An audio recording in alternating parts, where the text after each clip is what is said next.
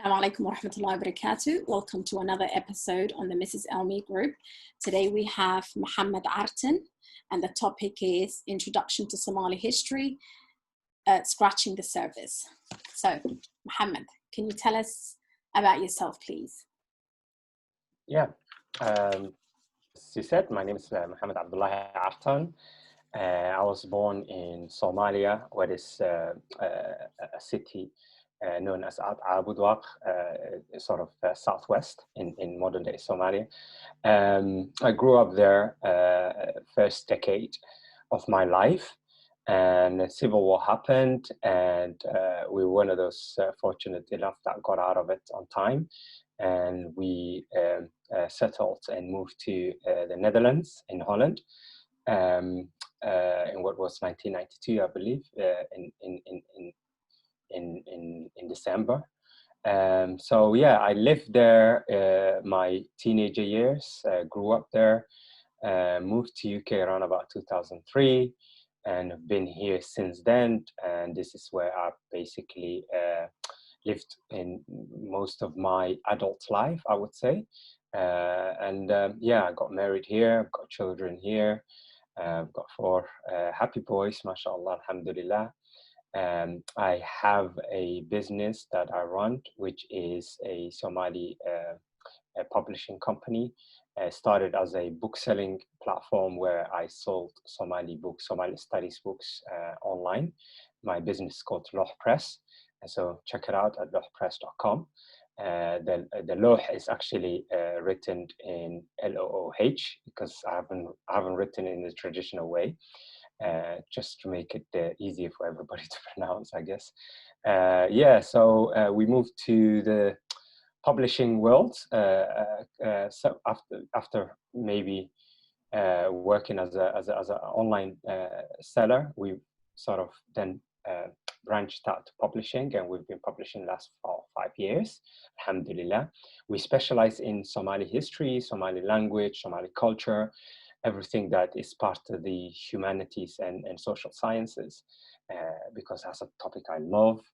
And as you could tell, perhaps inshallah down the line, I'm really passionate. I call myself a stalker of Somali history. I haven't officially or academically studied the subject in a sense that I haven't gone to university for history of Somali history in essence, but I've spent quite a long time studying Somali history, reading it, spending time with Somali scholars and non-Somali scholars within the Somali studies field. And so, alhamdulillah, I started doing this during the introduction to Somali history, scratching the surface several years back. And subhanAllah, it's Allah accepted it, and inshallah, I hope Allah accepted it, and it becomes an enduring thing. But yeah, we traveled, we toured around the globe until the pandemic hit. We were supposed to be traveling further, but alhamdulillah, so now everything is on Zoom and online. And that's what we are doing now, being like Kareem with Ms. Elmi educators. And yeah, that's my background in terms of what I do and what I love.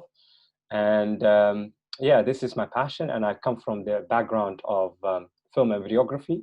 I think I didn't mention that. So I studied and graduated in the film and videography field. I taught there for a couple of years. And so, as you can tell from what I do, what I have passion for, it all comes within the realm of storytelling, I imagine. So yeah, I love listening to stories. I love telling stories. I love digging the history, getting to the bottom of things and how things have happened. And I love to bring that out and convey it to others. And that's essentially what I do, yeah. MashaAllah, tabarakallah. So, yeah. As I've said before, our topic today is Introduction to Somali History, Scratching the Surface, as you said. What have you prepared for us? And is this topic divided into sections? How are we going to introduce this topic to our viewers today? So we're talking about basically this topic called Introduction to Somali History, Scratching the Surface. And this as I said earlier on, came from a lot of reading and research that I was doing in the background. And so the first thing that I would like to talk about is, when we're talking about Somali history, in essence, is try to understand first who is telling the story of Somalis, who is telling the stories of the Somalis, okay? So, and why are they telling it the way they're telling? Because, you know, when someone tells a story, they have to tell it in a way that is suitable to them, in a way that is easy for them to unpack the story, and also put their little bit of bias in there. And so then it also informs you as a listener or someone who is unpacking those stories. It informs your worldview on how you take these histories. And so depending on whose version of the history you're taking, you will come away with different understanding to, say, typically someone who is of your peers, right? And so the first thing, inshallah, I want to sort of talk about is, what is Somali historiography, right? What is Somali historiography, i.e., how do historians study Somali history? And who are the scholars, in essence, that we go back to in terms of a resource, as well as their academic endeavors. So that is a segment, inshallah, that I will talk about, okay? And within this segment, I will talk about something that I like to call schools of thought. And this is something that Dr. Badio and others have engineered, and to talk about and sort of bulk all these scholars and their works in different schools of thoughts. And we will understand what these schools of thoughts are, their impact, who are the pioneers within those various opinions out there, and as well as their resources and their books, okay? And so once we unpack that, we sort of have to then look at what is the geography of the Somali Peninsula, okay? So what does it mean to understand the history of that land, or that part of Africa, what is known as today the Horn of Africa, right? And so that is a segment, inshallah, that we'll talk about in terms of the importance of that landmass, and how the world civilizations throughout time seen the importance of that landmass, okay? And then we'll talk about ethnography, the theme of ethnography, i.e. studying the ethnicities and the peoples that live that part of the land, okay, and Somali Peninsula. So who are they? What we know as Somalis, you know, their background, where do they come from? Are they, as people express, homogeneous people? Are they like one type of people, or do they come from different backgrounds? Do they have different cultures? Do they have different take of the way they see the world? And how do we convey their stories and their histories? Okay, and so that is the ethnography within that topic. And then we talk about, inshallah, an element of linguistics or languages, okay? The origins of certain languages that are spoken in the Horn of Africa, okay? Where do they come from? How do they trace? How do they affect each other? What are typically seen as a language, and what is seen a subsection of a language? So what is born out of these main languages, for example, okay? And what is the importance of these languages, you know, because how we speak and how we convey ourselves and how we tell our stories and how we talk to one another and how we describe the world around us, whether those would be the trees, the land mass itself, the things that we do typically, how we do and how we communicate those things sort of shape our worldview, right? And so we have to sort of understand where these languages come from and who they are and their importance, okay? And then we have, bi'idhnillah kareem, the last element that I would like to conclude with, which is, how do people believe? What are the belief systems? What were the traditional belief systems in that part of the world, right? And how do they relate to each other? Are they typically what scholars used to call traditional African religions, right? Or do we have religions that are similar to what the major three Abrahamic faiths were built on. So we look at the theology in this section and how these belief systems in the Somali Peninsula formulated what their names are, inshallah. And so I will keep to that because that's a lot of ground to cover, bi'idhnillahi kareem. There are other segments that that I have typically incorporated into this, but inshallah, because due to the time frame, I don't want to be over populating the topic, and inshallah, maybe in future sessions we can unpack all of these themes that we just talked about in more detail individually. That would be perfect. Yeah. Okay, so let's start with your first segment. Okay, let me have a zip. So, Bismillah ar-Rahman ar-Rahim. So we're talking about Somali history, right? So when we say Somali history, and how history informs our worldview, right? And how we take a set of information or set of incidents or set of data or set of facts that has happened in the past, and how we take that and analyze it today, and then sort of convey that as some sort of an holistic image of an incident or a larger context of a world, depends on whose information we take in, the sets of data that we take in. So then the question, sort of a rudimentary question that I like to open with these sessions is, what is more important, what is more devastating, what is more impactful to the person in a negative way? Is it misreading or miswriting? Which of those two is more problematic? So is it misreading something more problematic, or is it miswriting? So that is a question that I would like to leave out there in the air, and hopefully, inshallah, at the end of the session, we can sort of unpack that the answer of that question within the session, right? So, what is more drastic or negatively impacts us, our worldview of history? Is it the misreading of history, or is it miswriting of history? Okay, so I'll leave that question out there for you guys to marinate and maybe get the answers. And hopefully, if I've done my job right, I should have given you the answer within the session. Okay, so let's jump into the topic, the Somali historiography. Okay, so various schools of thought exist about how one studies and critiques and interprets Somali history. Okay, and each one of those schools of thoughts, each one of those opinions, or each one of those thought process have a drastic consequence depending on how we take that and then sort of pass those informations along, right?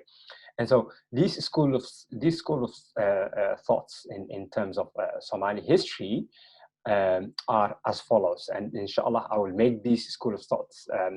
I've made these school of thought into various segments. Some of these segments have come from a beautiful work that Dr. Abdurrahman Badio has written, which is called Making Sense of Somali History, Volume 1.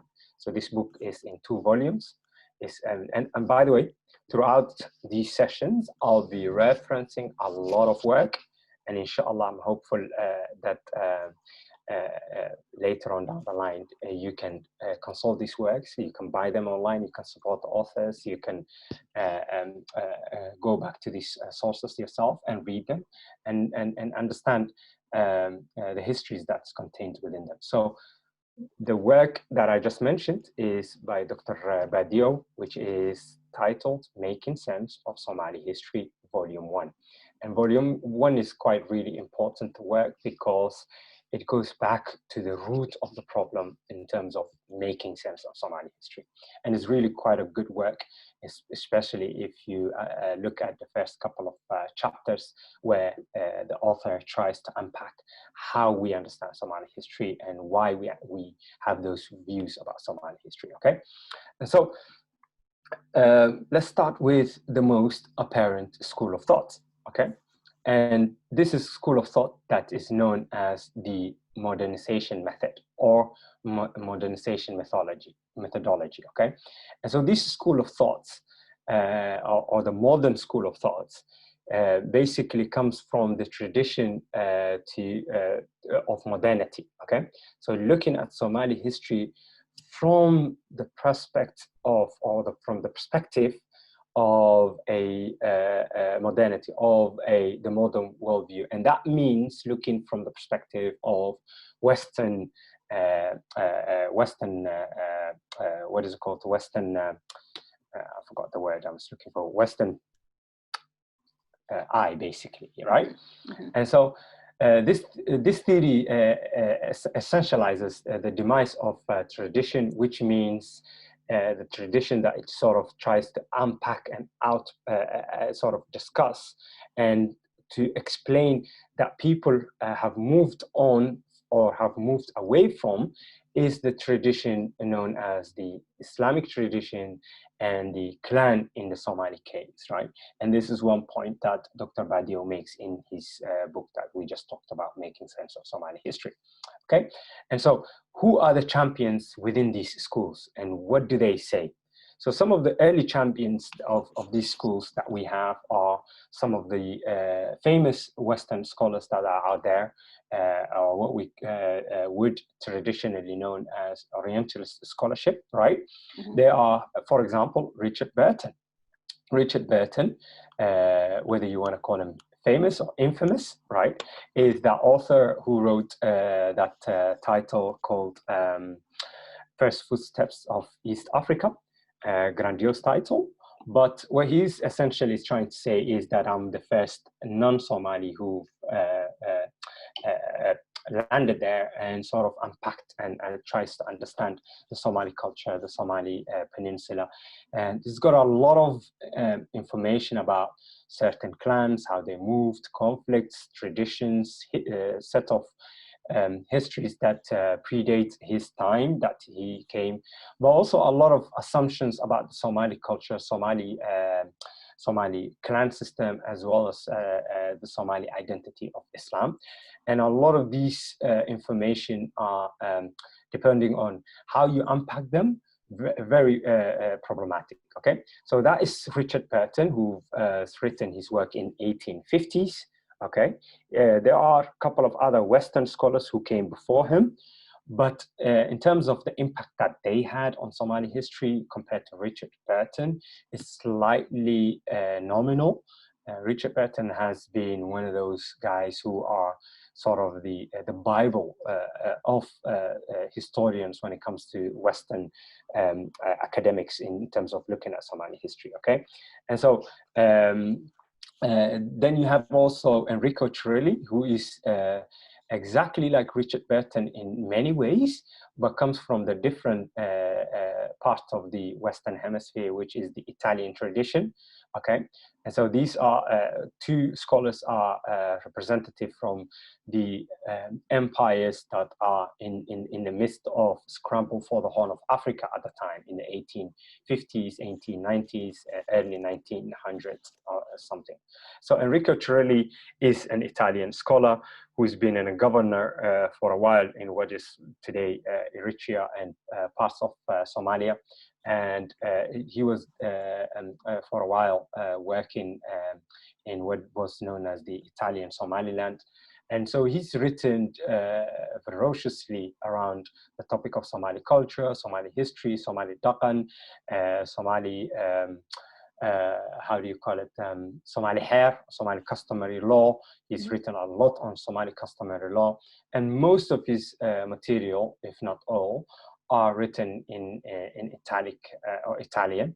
And so going back to those sources means that you've been exposed to Italian language, or you have to understand Italian language.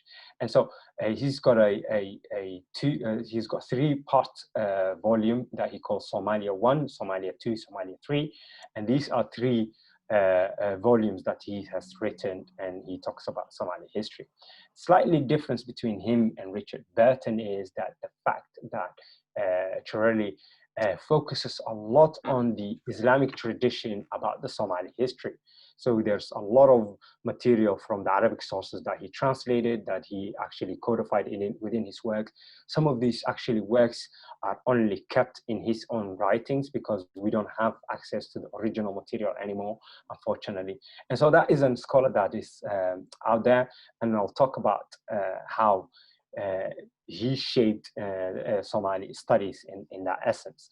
And by the way, for those of you who are not familiar with what Somali studies is the academic field that was set up in the 1970s, 80s by a host of scholars, Somali scholars, designed to study Somali culture, language, and everything about the Somali history. So that's what is known as Somali studies, right? And so we will be mentioning that frequently, inshallah, down the line. And then you have the most famous scholars of them all, Ian Merritt Lewis, or I.M. Lewis.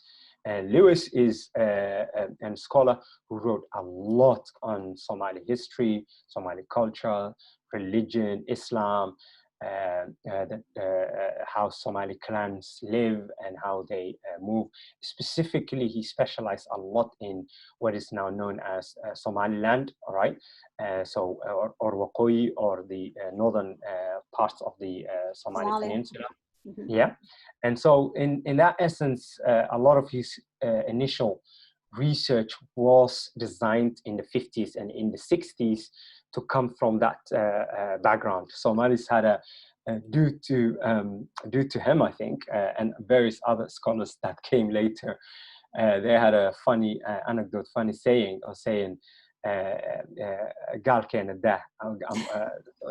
so that means like leave our kafir alone, or leave our non-Muslim alone.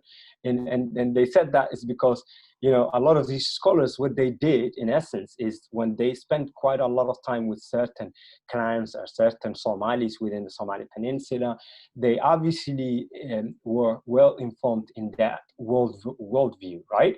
And so that's what they wrote about, that's what they unpacked, that's what they analyzed, that's what they brought out. And in essence, then a lot of scholars and then a lot of readers would come away from thinking, oh yeah, that history is informed from that perspective of that clan, for example, right? Or that part of the world. And so that anecdote came to be to say, oh, you know, leave our non-Muslim alone, because, you know, a lot of people were criticizing whether they would criticize Lewis, or whether they criticize Chirelli, whether they criticize other scholars that came after them. And so that specialized in certain areas of the Somali Peninsula. And that's how people sort of became defensive towards those traditions. And me personally, I don't see anything wrong with that. I see that as a beautiful, rich tradition being expounded and brought forward, with obviously some problematic views, but nonetheless, I'd rather have that than nothing at all. Okay. And so which one would you prefer out of the three? Which one do you lean towards, and that is less biased, I would say, out of the three authors? I wouldn't say there are any that are less biased, because as I said, even me talking to you, I have my bias. So everybody would have their bias, right? Yeah. But what I'm trying to say is that the more they've written about the subject, the more time they've spent, the more research they did, the more informed they were, and the more the less problematic views that they had. Some of them anyway, not all of them, right? And so I would say definitely Lewis is the father of Somali studies, right? And I'm not saying this because I personally like the guy and his work and everything else, but that is what he's known as in terms of Somali studies, because he's actually written so much around the Somali history that you cannot avoid him without consulting in terms of academic world. That's what I'm talking about today, without consulting, specifically in the time that he was busy doing his research. Definitely a lot of people growing up, and we will talk about that also in the next segment, how he became, he influenced many scholars that came out of the Somali Peninsula, and I'm talking about Somali scholars themselves, as well as non-Somalis. He basically influenced the host of scholarship around his material and his written works, okay? And so probably Lewis, I would say, is the most consulted scholar, right? Richard Burton hasn't written that much. Enrico Cirelli has written a lot as well, but they are almost all in the Italian languages, and none or almost none of them have, as far as I know, the main works have been translated into English or other mainstream languages. So that's also a problem itself. But his resources, and he was more humble in the sense that the information and the facts and the data that he accumulated and the way he brought it was informed from the Islamic tradition, the clan tradition, the hair and the Dakan in that sense. And so he tried to codify a lot of this material and put them out there and assessed less of the material, whereas Lewis is someone who assessed a lot. So I'll move on from those three scholars. And then that takes us to our next segment now. Yeah, before I go to the next segment, then there is also Virginia Lulling. Virginia Lulling is a British scholar as well, an English scholar. She passed away about a decade ago, I think 2012, 2011, she passed away. She specialized in what we known as the Geledi area, South Somalia, really deep in the hinterlands, right? And she's written a lot, specifically her research and the time that she spent in that part of the world. She's written a work called Geledi Sultanate, right? Her PhD was around that. And so her studies is around that as well. Then you have Saeed Sheikh Samatar also, who is part of that modernization methodology. And Saeed Sheikh Samatar, although he is, I would say, well-informed and a product of a lot of what Lewis writes, a lot of what Cirelli writes and others, but he is also unique in the sense that he was on the scene quite early on with his research, right? And so his PhD was around oratory and poetry, Somali oratory and Somali poetry in terms of how we convey our histories in that segment. And his case study was around the Sayyid. So the Sayyid Mohammed Abdullah Hassan was his case study in terms of how he unpacks oratory in Somali history, right? And so his work was called Oral Poetry, blah blah something. Google it, inshallah, you will find it. Saeed Sheikh Samatar, Oral Poetry, the case of Mohammed Abdullah Hassan, Sayyid Mohammed Abdullah Hassan, right? And so that is one of the things. So being the dominant paradigm in the 1950s and the 1960s, most leaders of the nationalist movements in the Somali Peninsula in post-colonial states followed this modernization theory, okay? This means including the Somali nationalists. So this is really, we have to really understand how this methodology impacts our psyche and how we understand Somali history, okay? So this is a segment, this is to say that a lot of the people who were working towards Somali unification, anti-colonial movements, Somali state building, they were all almost all of them were informed from this perspective, okay? And so that shaped also in a way, the way we sort of understand. And so these Somali nationalists were influenced by the theory of modernization and adapted nationalistic programs and policies as well of eradicating a lot of the times these traditions that we had of clanism or clan or Islam or hair or customary law. So they saw these things as some sort of things that we should walk away from, move away from, because it has not brought us an advancement, it has not brought us to the modern world. And that has been informed from that modernization method, okay? And this perspective has been criticized for its limitation right? And because really limited, and this is what Badiou argues in making sense of Somali history, that this perspective has been criticized. Now that this perspective has been criticized, then we now move into what we call the critical methodology, the school of thought that came and that was born out of looking critically at the modern methodology, okay? Mm-hmm. And so this critical methodology is a competing perspective, which sort of challenge assumptions of the modernization perspective, and it adopted a critical perspective, okay? Yeah, that sort of, it looked at things very critically, okay? And so these scholars that were born out of this methodology were the likes of Ahmed Samatar, the brothers, and Abdi Samatar, for example. They were really early on in the 70s, in the 80s, late 80s and 70s and 90s. They were really busy writing and assessing about this and talking about being very critical to this method. So for example, Ahmed and Abdi Samatar later developed a more comprehensive perspective of compromising clan attachment, which they call the studying the toll, studying the traditional law or the traditional hair, okay, and also studying the Islamic Sharia, like, you know, how does that inform our rich history, okay? And so they sort of argued in these traditions, okay, and with their critical methodology came a sort of an understanding, almost immediately an understanding, or another new methodology, which was known as the revisionist methodology, okay? Now the revisionist methodology, or looking into history, was actually quite unique. And this is an area which has now become the most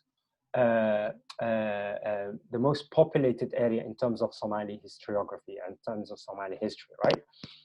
And so after the collapse of the Somali state or the military government, a revisionist tendency has emerged, in which the two perspectives that we've just talked about earlier on have been themselves also criticized, okay? And so scholars who adopted this sort of new perspective, they set out to demystify the conventional image of Somaliness, okay? So they wanted to sort of demystify it, because we've talked about Somali history in a way that was like a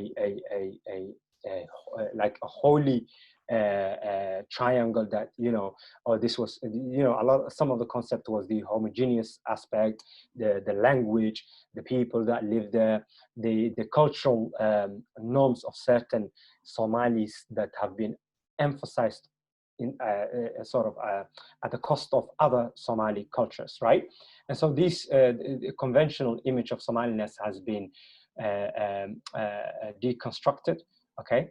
And these scholars looked at what they considered as post-colonial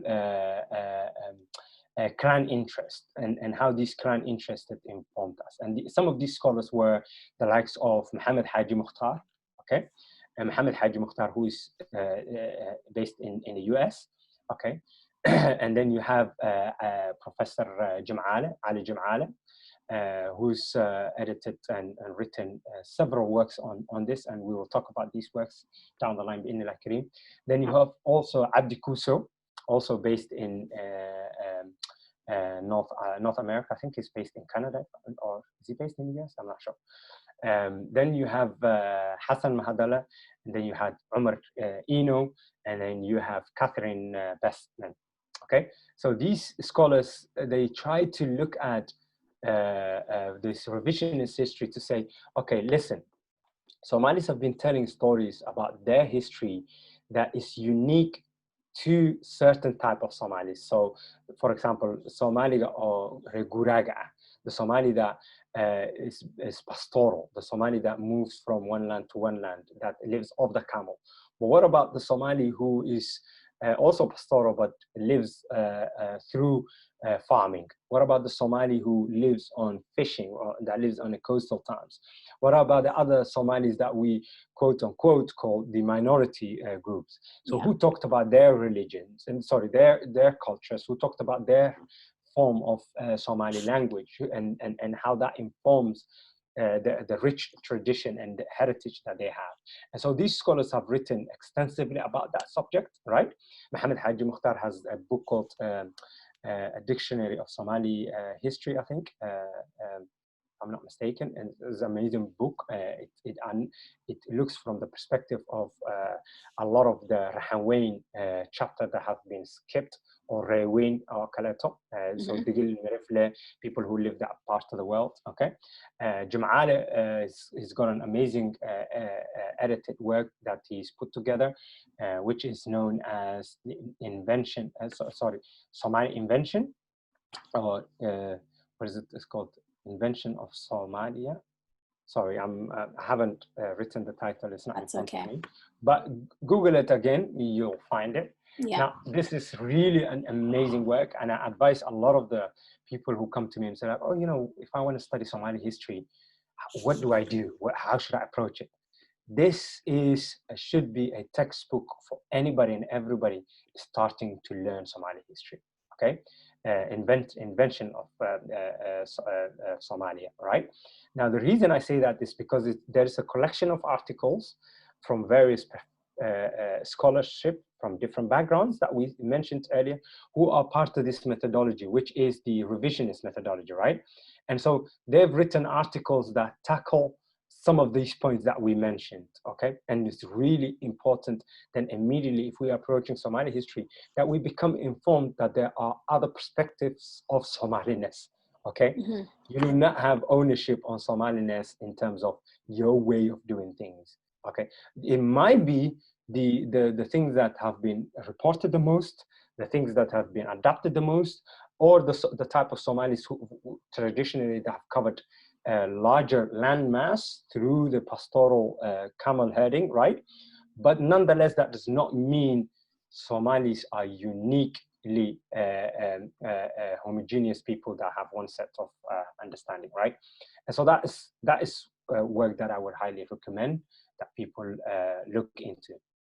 Okay, so then we have the inclusionist methodology. Now, this perspective criticizes also the other perspectives of not doing enough, or for their neglect, in essence, or an exclusion of women and Islam in their historical research and analysis. And this is a really important element, that where is the Somali women in history? Like, you know, like she's not even a footnote.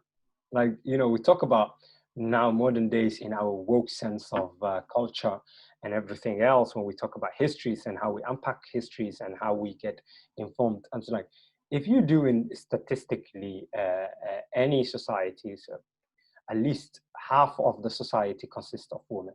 Yeah, so that not represented enough. Not even enough. I wouldn't even say enough. To use that enough word is crime itself. It's not represented at all. There is literally nothing out there for the Somali history enthusiast that wants to look at from the Somali woman perspective. There are written material out there, which I will talk about and recommend, inshallah. But compared to the sheer amount of material that's out there of what he done, or what he in history has innovated, the sense of the male part of the contribution is actually all we know and all we see. And so when we talk about the Somali history in terms of the women achievement and women element, as I said, it's not even a footnote, okay? And so we sort of have to talk about why that is, where that comes from. Is it to do typically with patriarchy itself, or is it much more than having to say, okay, because, you know, men dominate culture and men are in leadership and men inform how we take away our understanding of history? Is that all that it is, or is there other things that are out there? And so a lot of these works that we will cite, inshallah, we'll talk about that.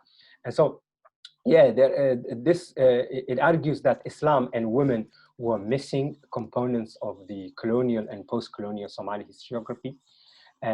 Perspective suggests to reconsider the clan versus state scholarship. So qabil ya qaran, for example, right?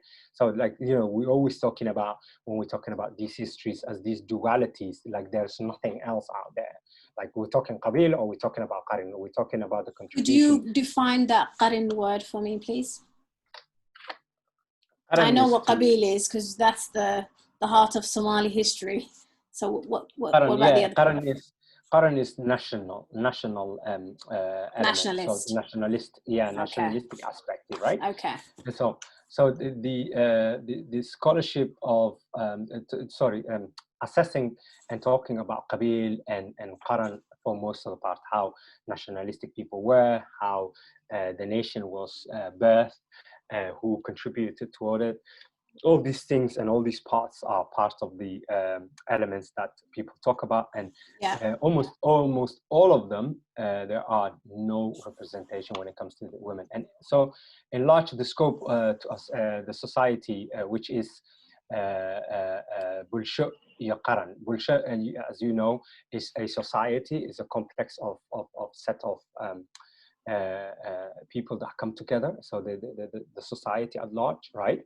Mm-hmm. And then how these societies form qaran, how these societies form nation or nationhood, right?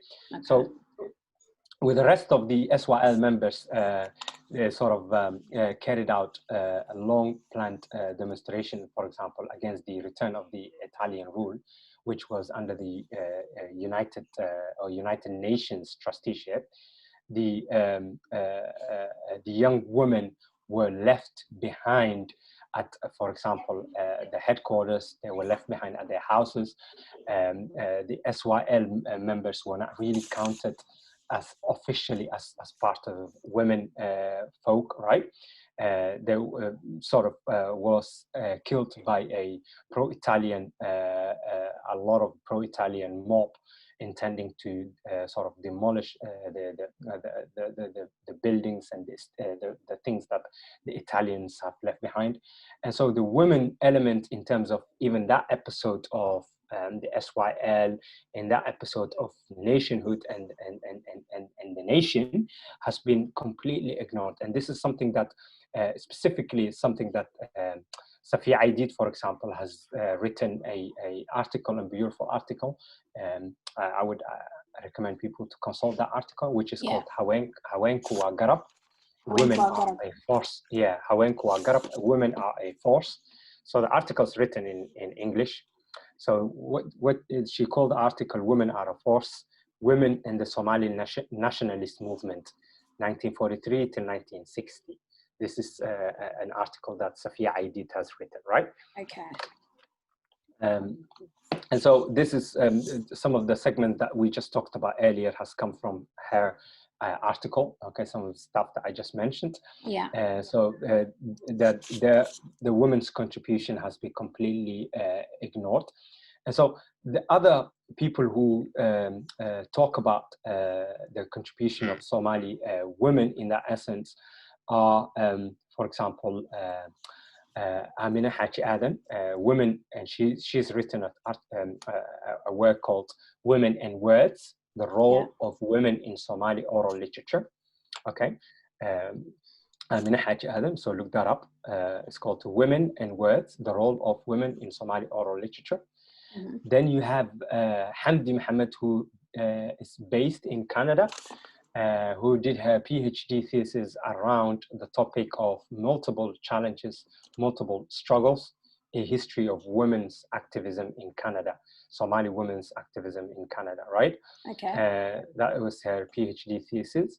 But in there, she assesses early on the contribution of Somali women in the Somali state building. She talks about uniquely, amazingly, for quite a segment on the issue around the hair or the law that the military government passed in the 1970s, mid-70s, around family law, which was at the time known as the equality law, where they tried to promote women equal rights to man equal rights, which was then obviously understood as comparing women and men equally across the board. So that would mean women could inherit, for example, same as men, as the Quran, going against the Quranic injunctions. And so, and this caused a huge uproar in at the time, where a lot of mashayikh, a lot of shuyukh came out, demonstrated against the state, and some of these shuyukhs were actually put on court very quickly and sentenced to death, and it caused a lot of riots. And so this was a huge issue that has happened at the time. And so in her thesis, there is a segment where she talks about how that law came to be, why it came to be, what the government was sort of trying to do, and the consequences, and what happened during the time that when the law was passed. And these women who were at the forefront of actually drafting the law and then passing the bill on to Guddiga that would later on pass, who were part of the military junta, basically. Okay, and so this was a really problematic era, and it really informed a lot on the equality of Somali women when it came to women. And in a way, this military government was really trying to do something beneficial, something forward-thinking, whereby they wanted to bring out the female segment of the society as equal to the man. But as for the benefit of doubt, for sort of to give them the benefit of the doubt, and some of the things that they later on came out and defended themselves, was to say that we did not specifically draft this law or pass this law so that it can be understood in terms of inheritance, but it was designed as a generic thing that say, okay, men and women are equal in the sense they can have the same jobs, they can have the same salaries, they can have properties, they have right to divorce themselves, they have right to walk away, the court should validate their divorce. All of these things which was at the time not even available in the Western Hemisphere. This is some of the things that they were trying to pass along. But obviously, within that also came this problematic issue, okay? And so that is one of the things that that many people actually do not talk about, how that actually informed the psyche of the Somalis at the time in the way we see and understand women rights in the Somali psyche, right? Okay, I'm gonna quickly move on. Okay. Then you have so we had Somali feminist back then, you would say. Yeah. All of the women who were the head of women, what were they called? Guddiga, I forgot their name. But the body that was specifically responsible for the rights of the women, the rights of the family and the household, and the family laws, the rights of women's equality, they were all women. They were like no men. Men formed as a advisory board in that capacity, as far as I remember, as far as I've read. Okay, so they were all women, and women passed these laws, women ratified it.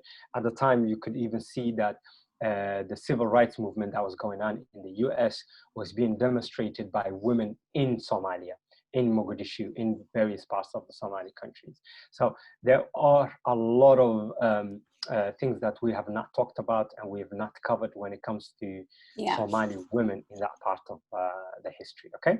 Okay. Thank you. Okay. Then you have, then you have Sayyid Muhammad Jama, who's written an article, beautiful article, which I love. It's called "Fighting to Be Heard: Somali Women's Poetry."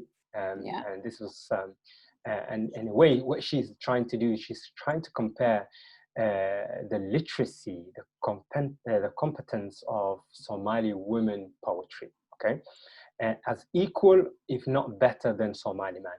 It just happened to be that they were less documented, and she gives various reasons why they were less documented, because the Somali women were known to have been given more chores more tasks when it comes to the household, for example. So the women were responsible of manufacturing, women were responsible of food, women were responsible of household, women were responsible of herding the animals, you know, like when they want to go, especially specifically like sheep, small animals, but also sometimes camels, and bring them in. The sheer amount of labor that the women had would have made her artistically less able in terms of a timeline, or in terms of availability, less able to produce these classics that men have produced in their peers. And these reiterated classics in terms of Somali poetry, because the Somali men were, you know, thinking, sitting under the tree, I don't know, sipping in a nice cup of warm cup of Somali milk. Yeah, they were busy with arguing with the clan, this neighboring clan, and those things.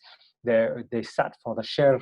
You know, all these elements and all these things allowed them to have an artistic expression and time to artistically express themselves, right? And appreciate one another. And also, obviously, the huge element that played a role was the ability to not only artistically express yourself, but actually be appreciated artistically, and your art being taken and transformed and then taken to huge landmass, like sort of crossing different cultures, and people repeating your words, and then people refuting it, and rebuttals, and all these things. And this creates that whole genre of Somali diss poetry, right? Mm-hmm. And that is an amazing, beautiful poetry, that segment or science that is out there that not many people talk about and assess, right? And so, yeah, going back to my point, and so so some of the things Zainab argues is to say that because that has happened, they have not had time to express themselves as, but quite a few of them actually did express themselves, but then they didn't have the luxury and the time that other people would memorize their poetries and then repeat it to themselves, and then actually sometimes, if it was necessary, sort of compose some sort of an answer to it, or add something to it. You know, these things were not as widely practiced within the women folk as it was with the men folk. So I'm going to move away from that now, because and that title is called "Fighting to Be Heard: Somali Women's Poetry." It's an amazing work. Then you have a scholar that I really like her work. It's called Lidwin Kaptein, and she's from Holland. She is her Somali name is Lidwin. Ladan. Sorry. Ladan. Her Dutch name is Lidwin Kaptein, but her Somali adapted Somali name is Ladan, and they call her Ladan. And so she's written ridiculously a lot. She's one of those scholars that, subhanAllah, like, you know, you're like, wow, where do you get the time with everything going on in your life, teaching, researching, being part of this body of that organization? But she's written ridiculously a lot on various parts of Somali history, and a lot specifically on Somali women. She has a work which is an amazing work, and I would advise anybody to consult that work. Unfortunately, it's out of print, but you could find it in most of the libraries here in the UK. And I think if you Google it, you might find a PDF format. Is it in English? It's in English, yeah. Okay. And so she's co-written the work with Mariam Omar Ali. The title is called Women's Voices in a Man's World. Yeah. Okay. Oh. That's one I would love to read. So women's voices in a man's world. So in a man's world, women and the pastoral tradition in northern Somali oratory.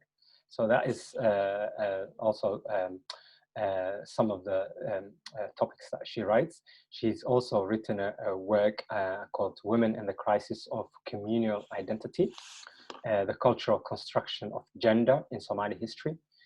So I'll repeat that title again. It's called Women and the Crisis of Communal Identity. the cultural construction of gender in Somali history. And then she's written on gender relations and the transformation of Northern Somali pastoral tradition, which is an amazing work. I'll repeat again, it's called Gender Relations and the Transformation of the Northern Somali Pastoral Tradition. It's an amazing work. She did her studies mostly in Djibouti, but there is sort of an element of southern traditions as well. But mostly what it does focus on is Djibouti, Somaliland type of areas, okay? And then she's got another title called Discourse on Moral Womanhood in Somali Popular Songs.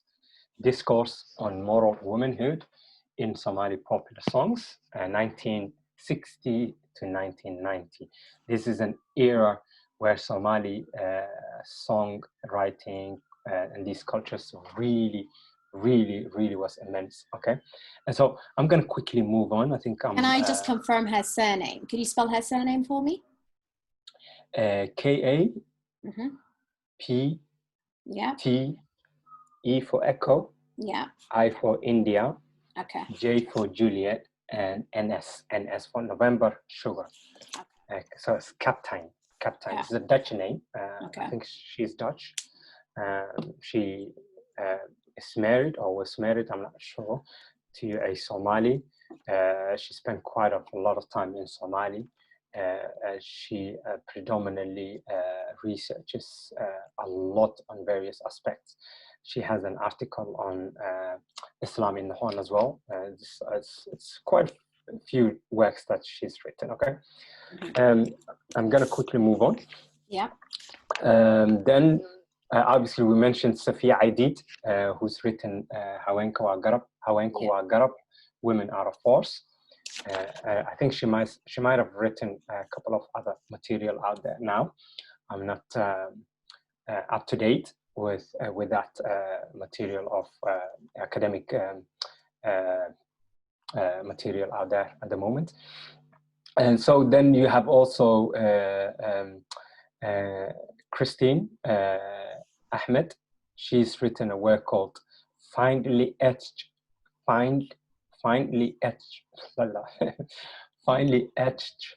Chattel, right? The Invention of Somali Women. And so this is an article, or this is a piece that is found in that work that I initially recommended, which I said everybody should approach when you want to study Somali history.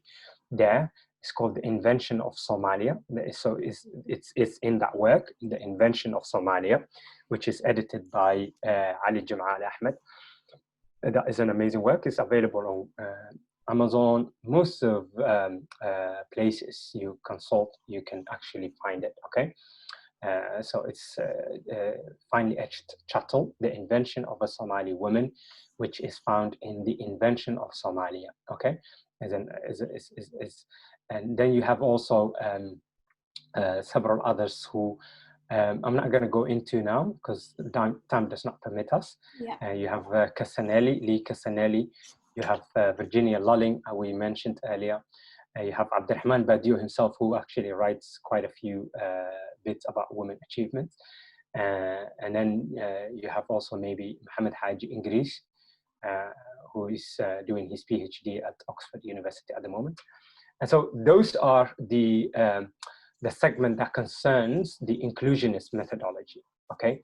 So what they argue in essence is not only from the perspective of women side, but I just mentioned now almost exclusively the women side, but also what they talk about is let's include the way we understand Somali history, the Islamic identity as well. Okay, and that's a methodology I love. That's a methodology and background. So that influenced my shape of Somali history. So that shapes my Somali history in essence a lot. And I really love that methodology because, you know, we don't talk enough, or if we do, there is not enough material out there about what does Islam, what is the Somali contribution towards the Islamic traditions. and how did Somalis and the people that live in the Somali Peninsula, whether you want to call them Somalis in the sense of traditional Somali, right? How did they shape the Islam itself? You know, how do they spread Islam? How do they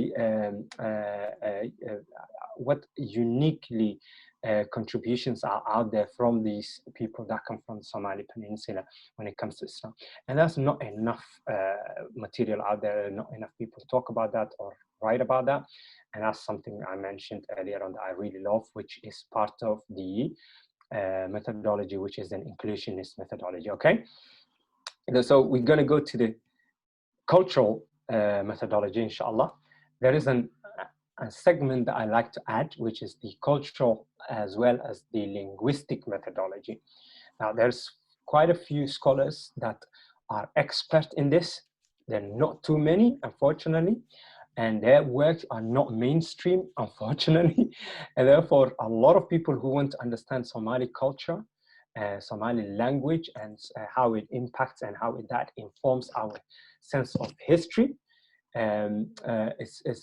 is lost to them because they do not have these materials available to them.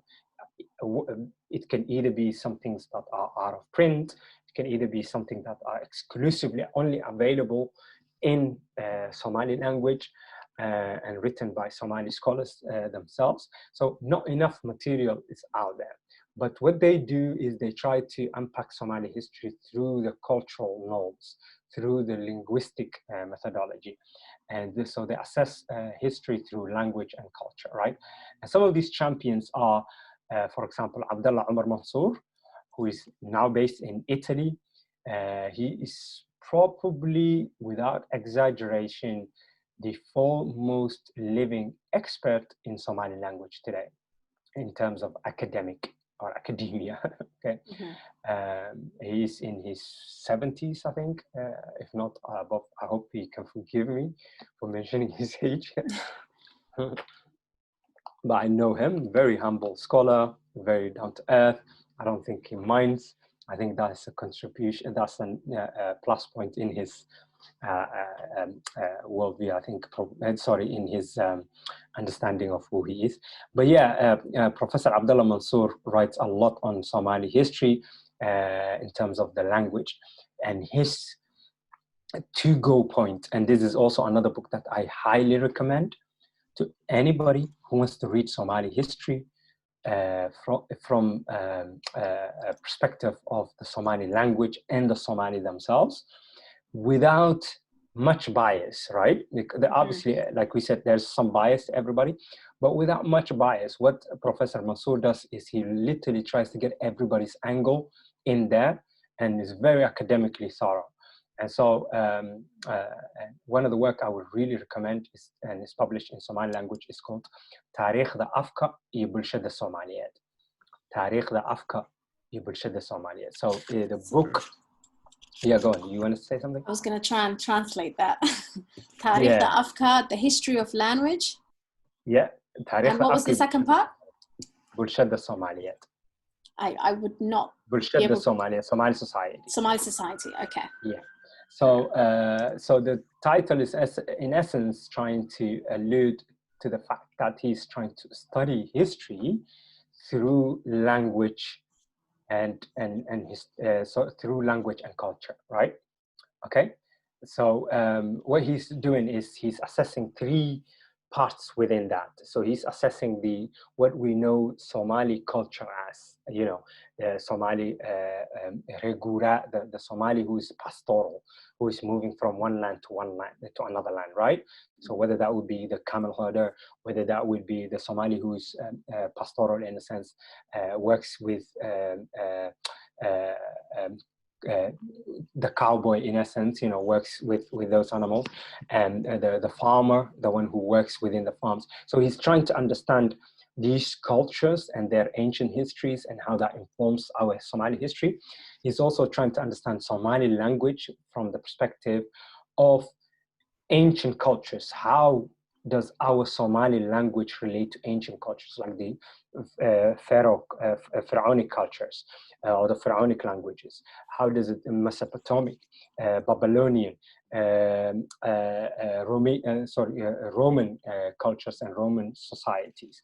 The Chinese, the ancient Chinese, for example, the Arabian Peninsula, which is next to us. Then you have other African cultures and other African languages.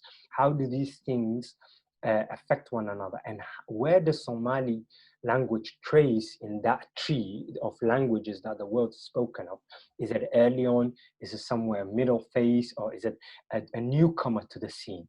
And so some of the conclusions that Professor Mansour walks away with is to document the ancientness of the Somali language and how certain elements of these, the root elements of these languages are similar to the Somali language, from all these cultures and societies of the past, right?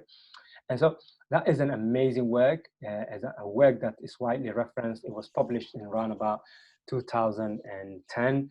I republished that in 2015, I think. I've republished that under the same title, تاريخ الأفكي والبلشد الصوماليات, دراسات أفقية الأقل. That's what he called it, that you know, to study an academic endeavor or academic study of the history and the language of the Somali people. And so that work is published through us, and you can find it on Amazon. You can find it on our website, louhpress.com. And so this is an amazing work, to be honest, that Abdullah Mansour wrote. He wrote several other works, but I think that is like the work to go back to if you're a Somali reader. But not only if you're a Somali reader, but you read broken Somali, but you want to go back to the history from our language, you know, the perspective from our language. You want to trace certain words. You want to understand how these things relate to one another. I would highly advise you to go back to that work. It's written in really basic language, okay? Basic Somali language. Basic Somali language, yeah. It's not complicated. It's not too academic. It's not accent full of Somali, what you would call it. It's really like written in a sort of a language where it's how do you say, for the layman, you know, it's for everybody who can approach that language, okay? Okay. There might be words here and there, but I would advise you to consult a dictionary here and there. So Mansour is that title. And then you have Ahmed Farah Ali Ida Ja. I don't know whether you know about him. He's been writing since in the 70s, since the Somali script was passed, but his research predate that. He's written about Somali culture, Somali poetry extensively. He's got radio programs consistently on VOA, BBC. He's written in Somali language some of the most iconic historic figures that relate to the Darwish and their period, in terms of when it comes to Somali poetry. And so he's well informed on Somali culture, and as well as Somali language, Somali oratory skills, and how that relates to our histories. So I would say he's a scholar that is very general in terms of the way he unpacks things. But if you want to approach poetry, and if you want to approach how our culture is informed through poetry, then by no means you cannot avoid bumping heads with Ida Ja. Okay, so he's written several works on these figures, and one work that we have sort of pushed him to write and labeled at was one of his VOA programs that he had, and we asked them to write a work about that and sort of condense it, and he called it, the title was سلسلة حلك سوغانتا Somalia. So I'm gonna quickly look that up. Give me a second. سلسلة حلك, yeah. And so basically, it talks about how Somali literature and Somali poetry are one another the same thing when it comes to understanding Somali history. So it's called سلسلة حلك سوغانتا Somalia, and this was designed as volume 1, where we wanted him to approach his understanding of Somali culture and how we understand Somali culture through Sugan, through the Somali literature. And Somali literature, in essence, can be seen as poetry, can be seen as mahmah, can be seen as Somali shekol, as can be seen as the way we even tell history ourselves, like, you know, this qabil moved from there, or that qabil used to do, and also the hair and how we have the customary laws. All of these things relate to one another when it comes to understanding Somali culture, right? And so that is a work that he's written, several other works as well. Ismail Samatar is a work that he's written about that poet who was part of the Darawish. He's written a lot about the poetries and poets from the last century and a half. Okay, and they are in essence the Somali literature, because if you would today, and this is something I talked about with a friend of mine, I said, you know, we need to compile an encyclopedia of Somali history. You know, we really need that, you know, encyclopedia of Somali history. Like, if I want to approach Somali history, where do I need to go to? How do I need to go to it? I should not be able to consult one work or two work. I should be able to consult an entire encyclopedia that tells me everything and anything relates to the Somali, right?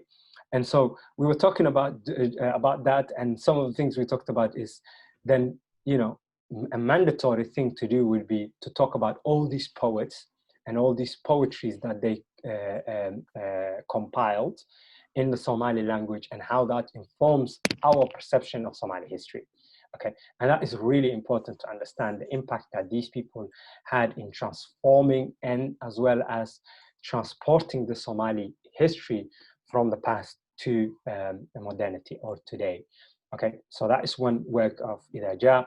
Then you have Abdul Qadir Oromo. Subhanallah, Abdul Qadir Oromo, his work is really lost in because it's not widely published again, it's not widely printed anymore, it's out of print.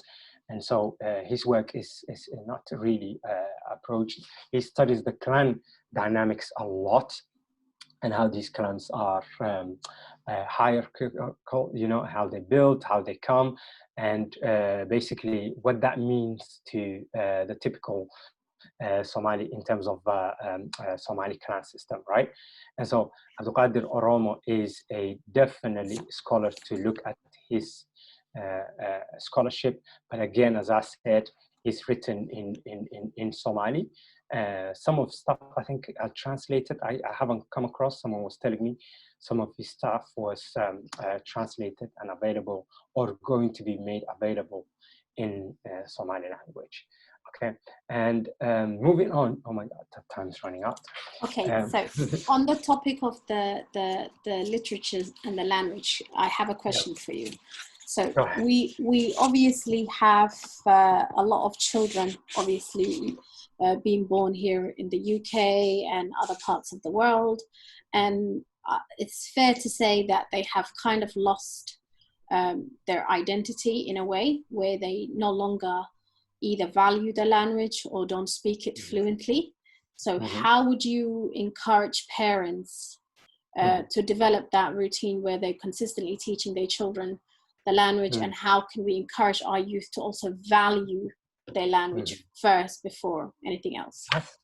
That is, subhanAllah, that's a really important question. I think something that nowadays a lot of people are trying to find the answer to, right? And I've seen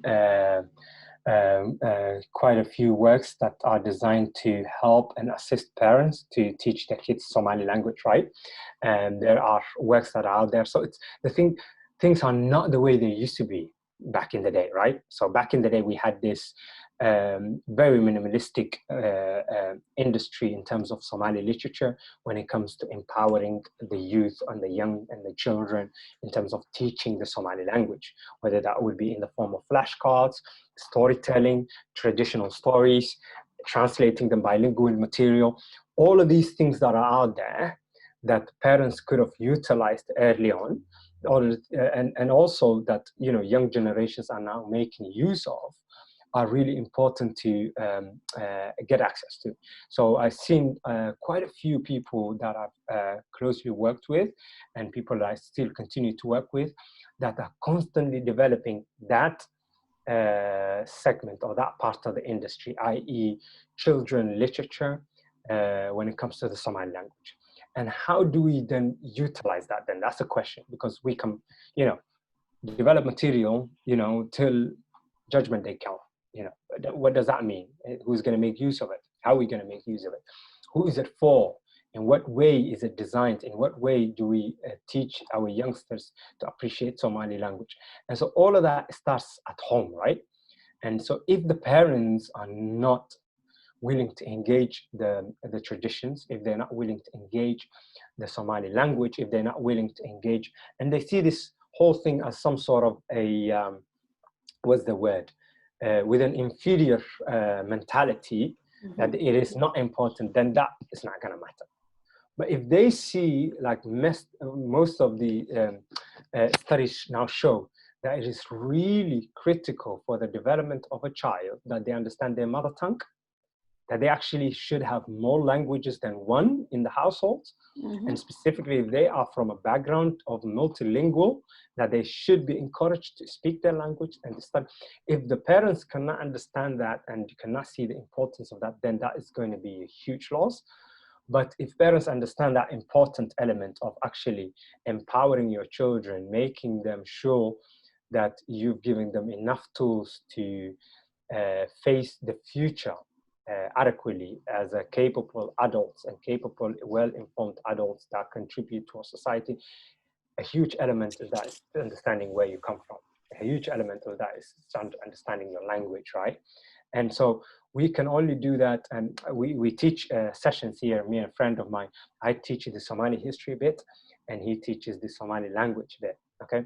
And so we have a sessions where we combine, and we do 2-week session, 3 weeks starter sessions, where we unpack to teenagers, as well as the ones that are slightly younger than teenagers, but about to become teenagers, the importance of the Somali language.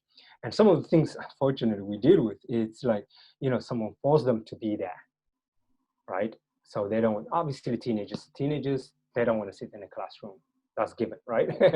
But when you talk to them and you say, would you rather go to the next session where they're teaching English language, for example, and the homework is the English language, they would rather go there, okay? Because they have not understood the importance. And subhanAllah, some of these sessions that we've concluded even throughout the summer, just before, just after the pandemic was, sort of the lockdown was lifted, some of the things that we did and concluded was these sessions introducing Somali history and Somali language to them, to the point where I get stopped on the street to say, okay, when are you developing further? When are you, okay, now we understand the importance, we want it, you know, and the discussions it created, the arguments, the debate, like some of the stuff we talked about earlier about Somali women and their contribution, you know, half of the class is Somali girls, and, you know, our girls, and, you know, they're not gonna take things lying down, they're gonna speak their mind, right? And the boys are also well informed, but from a different perspective, right? And so we had those sort of debates where they understood the importance of actually understanding who they are, where they come from, only through Somali language, not through someone else's language. Yeah, we can read, we can get informed about Somali culture, Somali history through the English language or whatever else. But if you don't have the Somali language, if you don't have passion for learning Somali language and developing Somali language, all of these things mean the same thing to a white person. So you and a non-Somali who is studying Somali history will become then from the same perspective. The only difference is you come from a Somali household where you say, oh yeah, I'm ethnically Somali. You know, my parents are Somali. So your mindset it's not gonna be. And so, yeah, sorry, I labeled that answer. But it is really important that we understand and combine these two elements together in terms of understanding Somali history that goes hand in hand with Somali language. And alhamdulillah, we have developed material like Dadah 1 and Dadah 2, written by Zainab Dahir, who's got her own publishing home, which is called Galol. Yeah, so Galol is, look it up on Amazon, again, on Looh Press. Her works is amazing. She has flashcards around how to teach youngsters, and this is how I started teaching my youngest son, my son when he was like a year or two. We had those flashcards that we used to play with. That's how he learned a lot of the vocabulary. And then you have stories. Oh my God, you cannot believe the importance of stories. Like if you sit down for half an hour or 40 minutes with your children or your child before bedtime, and instead of reading them about Cinderella, instead of them reading them about what is it called? Little Red Riding Hood. Yeah, instead of reading these stories, read a Somali story. It has the same equivalence of moral ethics and moral message, okay? And some of these material have been now rewritten by Somalis who have been, in the diaspora in a way that is much more friendly to a modern child, right? Because some of these stories are sometimes violent, sometimes they inform something else. Like Arawelo, that would be a bit scary for children. Yeah, for children. But then again, if you look at the story of what's that little girl that went into the rabbit hole? What's the story? And met, the girl, also the red, the seven dwarfs. Snow White. Snow White, exactly, yeah. So that shows you already I'm not familiar with those stories. Alhamdulillah, I've not read it to my kids. Traditional stories, no? Okay. Yeah, I'm not really familiar with those stories because I did not grow up with them, alhamdulillah. Mm-hmm. Many others probably might have grown up with it, but I haven't. I grew up with Somali stories, telling just before night, before we go to sleep. These stories were really important. They had moral elements to it. They had important messages. And a lot of these sheko genre, because that's what they're known as. It starts with sheka, harir, shrimba, and all these things, other things. And this is something, by the way, very out there from East Africa all the way to West Africa. So Western Africans have a similar thing where they start with their stories and they say stories like this, and they start with stories about moral equivalence like the Somalis. So these stories are universal. They're not unique to Somalis in terms of the stories that they're telling, right? The message that they are trying to convey. They are not unique. It's just the way they tell it is unique to the Somalis, right? Yeah. And it uses the landscape. It uses our rich and everything. But anyway, I digress. Yeah. I would say Somali stories are very important. Consult them. Look at al-ilmām. I think al-ilmām is one of them. Yeah, I'm very much familiar with them. I know the author, mashallah. The couple, Mohammed Artan and Ifrah, I think. Fatima. Fatima, oh, sorry. Yeah. Fatima. I hope she's not going to kill me later. It's okay.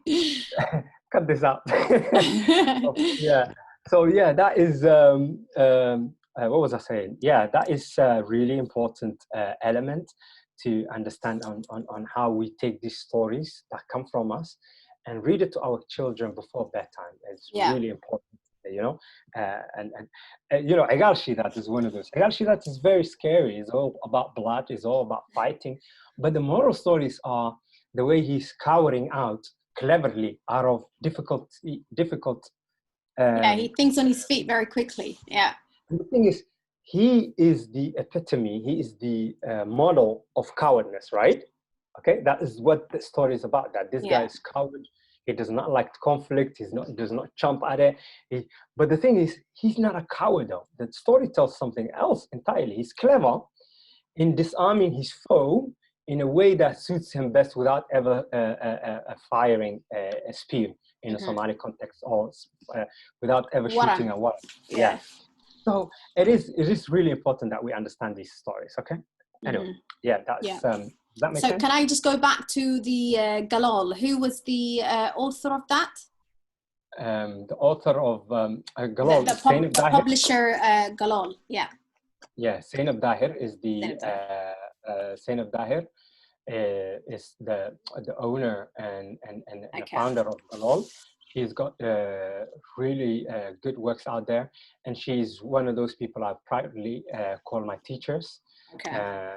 She's amazing. She was born in Bristol. She was Mashallah. raised up in Bristol. She's, I think, third generation from her. No, second. Is it second generation? Yeah, because her father and her father's generation are the generation that came from the maritime industry in the 50s and 60s and 50s that settled in the UK. And so she was born from that. And she's a grandmother. So there are generations of British Somalis, but she grew up and she was born in the UK, and she is part of the committee of Somali language scholars. Right? That's how, like, you know, when you are desperate and when you are passionate about Somali language, that is a level that you can easily get to. To the point where you correct and edit scholars' works in Somali language. And that is where she's at today, alhamdulillah, you know. Fantastic. And I hope she can forgive me for putting her on the spot like that. Okay, thank you. All right. Yeah. Okay, so gonna continue. And I suggest maybe, just a quick note, I suggest maybe we can do this session that we are doing now about the historiography and how people study. And we finish with this session for that. Yeah. And we just call this historiography of Somali history. And then for another session, we unpack the other elements that we talked about earlier on. Sure. What do you think? Yeah, that's perfect. Because that's now almost an hour. Yeah. Material. Yeah. But I have some stuff because I don't want to rush through the next bit. Yeah. I want to give it its due justice. So yeah. So now we're going to move away from, as I said, we're going to move away from the cultural and linguistic methodology. Oh, by the way, a name that I really forgot and I didn't mean to was Martin Orwen. Martin Orwen, who is based at SOAS. You probably might be familiar with. He teaches the Somali language and Amharic languages at SOAS. He is a celebrated expert on Somali language. He translates a lot, he teaches a lot, he explores a lot. He has a work called Somali, it escapes me. Problem is when I don't write down things, like I forget. So anyway, he's written some of these amazing works around how to study and learn Somali. It's called, yeah, Colloquial Somali. He's got a book called Colloquial Somali, which is amazing. And that's usually designed for non-Somalis or Somalis who do not speak Somali language but don't want to study Somali language, right? And oh, so he's the guy who did the dictionary. No, as far as I know, I haven't seen that he done a dictionary. No. All right. Maybe someone else. But Martin Orwen is he teaches mainly and does a lot of conferences and stuff and talks and stuff, and he's written articles. Yeah. And he explores a lot of poetry and how that links to Somali language. Okay. Now, going back to the topic, then we have the methodology that is designed on, and this is a methodology that I wanted to add to, that is designed in terms of how do we approach the studying of the Somali history, in terms of, because obviously, as you might understand, before I go into this, the other methodology of Somali history that I skipped was the Arabic studies, or the Arabian studies, or the Islamic studies / Islamic studies, right? And so there's quite a few scholars and scholarship out there who have engineered and who have assessed and who have unpacked Somali history through Arabic literature. Okay, so whether that would be the Arabic literature that is found in the Islamic history, in the Islamic sciences, but also from the modern post-colonial era, which is in the 60s and 70s. As you might know, in the 60s and 70s, there was a huge movement across Africa in terms of anti-colonial movements, and they have sort of shaped how we understand and how we unpack the concept of nationhood, right? And how that translates to our identity of people as well as our histories. And so many of these traditions that were trying to get independence looked at states and Muslim states that were out there, like for example the Egyptian movements, for example. And so how did that Egyptian element translate as a Muslim identity, as an Islamic identity, but also as a sort of anti-colonial or post-colonial nation? And so how do we take a lesson from that? How do it? So then you have these Islamic movements like the Ikhwan al-Muslimin, for example, that come to the forefront. Then you have the Da'wat al-Salafiyya, or what some others would like to call the Da'wah of Muhammad ibn Abdul Wahhab, or quote unquote the Wahhabis, as well as the earlier segments that were out there, which was the Sufi turuqs, the Sufi movements and the Sufi traditions that were out there. How do these elements sort of help build Somali nationhood?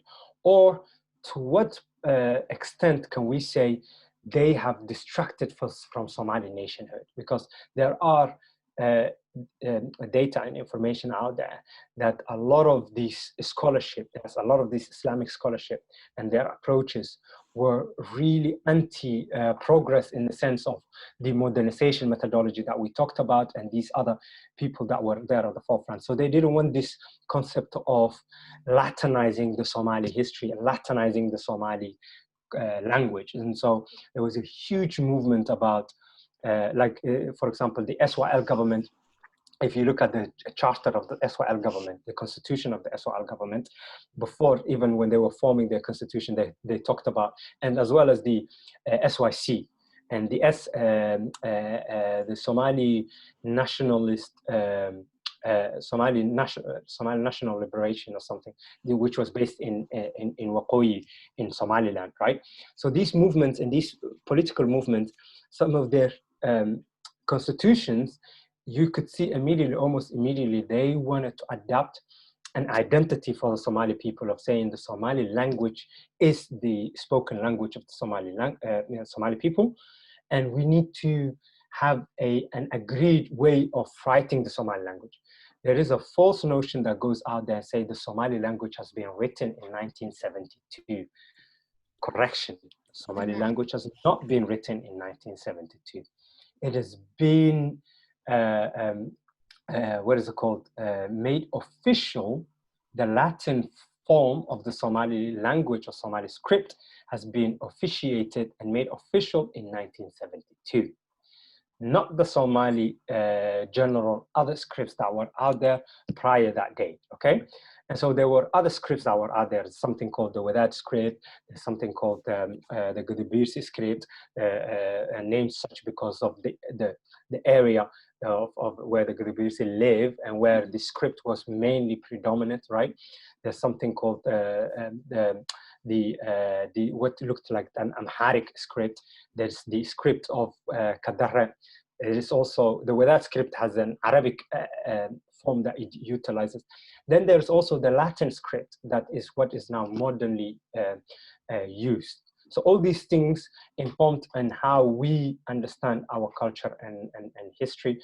And so these scholars early on, as well as these bodies of anti-colonial movement, believed that to adapt the Somali script as a nation, as one script, was very important. And early on they couldn't agree with because of the clan dynamics, because certain script would predominantly represent certain clan, for example, or certain geographical area. And so the other clans will be like, no, that's not our script. And that shows you this whole concept of Somali Nimo as a nationhood, as one nation, as one body, is a mythical thing as well. It's not, it's a modern construct. It unfortunately came with the post-colonial nature of fighting the colonial power that were there, the colonial powers that were there, the French, the Italian, and the British. That is how it came about. But in essence, coming back to the point I was trying to make, everybody was like, no, okay, you know, you're over promoting this script over at the expense of that script. Why? Blah blah. And so the SYL, for example, as soon as it became the leading party that led the government in the 1950s, when it won, till to the 1960s, when it became the official government of Somalia. At that time, combining British Somaliland and Italian Somaliland, right? Mm-hmm. Some of the things that they wanted immediately to do was officially adapt and script. And they couldn't agree, because some of the guys they wanted to do is they wanted to adopt the script that is championed by that scholar that came from modern day Puntland, which was, oh God, I forget the famous, famous script, right? It will come back to me. Anyway, that script is some of the stuff that they really wanted to do. It looked like similar to Amharic, but it was not Amharic, right? And so it was very unique Somali script that Somalis endeavored. And so they wanted to do that. And they thought the Somali government from Somalia at the time would have adopted that. But unfortunately, that didn't happen because, as I said earlier on, the clan politics, right? They were like, no, you're promoting that specific blah, blah. And the thing that the military government did in 1969 to 1970, as soon as it took over the power, they set up committee of saying, look, we're going to put the AK-47 on the table, and you scholars, all of you scholars will come together, that the expert on these various scripts that are out there, right? Mm-hmm.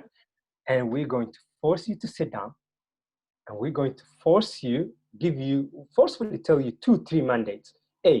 No one of you is going to leave from there without coming with a solution. Agreed consensus about what script we're going to adopt. B, economic script, meaning you have to be sensible in terms of how we can implement that script, because at the end of the day, there's loads of things that if you adapt, for example, Kadara script, if you adapt, for example, that script that was being championed by the SYL, which is escaping my brain at the moment, and I don't know why that's happening. Kennedy championed it. So this script of Kennedy and stuff, that meant you have to set up your own typewriters very uniquely, because that is a whole different set. You can imagine the amount of finance will go in there, and you will make sure that a lot of the Somalis who do not know that script, have never seen that script, never utilized script, have to learn a whole complete new thing, right?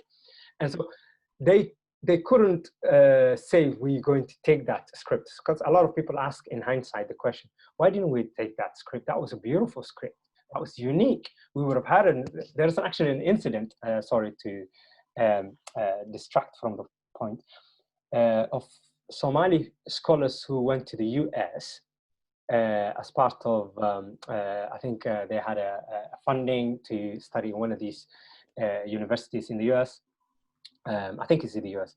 And so the scholar, and this is taught by this perspective of a Somali scholar, and so the teacher at the classroom said, oh, you Africans, because there were a bunch of Africans there who represented from different backgrounds and different countries. He said, and other foreigners, come to the forefront and explain to us a bit about your language and your scripts. And so others, as they went along, the Japanese did his script, everybody did their script, and the Somali came and he wrote his script based on that Kennedy invention that we just talked about earlier on, which he thought, because this is in the 1960s, 61, he thought that, oh, yeah, this is the script that we're going to adopt officially. So he said, this is our script, right? This is our script as Somalis, we're proud of it. This is something we produce and stuff. And so the other cultures that were there who were colonized, the African cultures who were colonized, they couldn't produce their own script because they had to use colonial language or colonial scripts in that regard. Okay, so they couldn't. And so he was very proudful, very show off in a way, saying, this is our script, this is unique.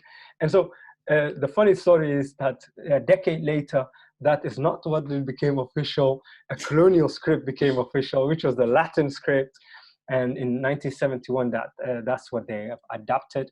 And this was based on the committee that was headed by two figures, Musa Haji Galal, okay, who came from the north. He's what we know as Somaliland, Waqooyi. He's written a lot on Somali culture, Somali history. In the 50s, as early as in the 50s, he was writing that. And then you have also a committee was headed by Shira Jama. And so these people and these two people who headed various times these panels of committee of scholarship came with the conclusion of saying this is the Somali language officially. And then the Somali military government said, okay, that's what we're going to accept, because Latin is now pragmatic. We do not need to change any typewriter that we have. We do not need to change in terms of teaching people alphabet, because everybody knows this alphabet, you know, and all these things. So they were trying to be very pragmatic in that sense, and that's what contributed towards that script and the way that scripts came about, okay? Yeah, so the point I was trying to make is in that essence, in that element, what I was trying to say is that these scholars who pioneered Islamic studies and stuff, they were anti-Latin. So they actually stopped in the 60s when they wanted to champion this script early on. They stopped it. They said Latin, and they also said the similar thing in the 1970s as well. They said Latin, la deen. Latin is equivalent to having no deen, right? It's like, you know, you're using Latin, but that means you're abandoning your religion, your concept of identity and stuff like that. And it's funny that early on, these type of movements were there, these the demonstrations that this allowed the SYL government to do anything about it, combined with the clan mentality and everything else, right? So I'm just quickly going to move to the last element, which is these people in terms of, these methodologies, these schools of thoughts that we were talking about, right? And so one of the elements is that we do not mention a lot is how people are informed through Somali history by the military government, by the SYL government, by the unification government, you know? How do they basically take these sets of histories, put them into a national programs, and then implemented them? How did that affect our psyche in terms of people and how we understand history? And that's really important to understand and to assess and to unpack, right? And not many people critically stand still and look into that. And the reason being is because, like, for example, let me give you a scholar whose name I have not mentioned so far at all, which is Aujama, okay?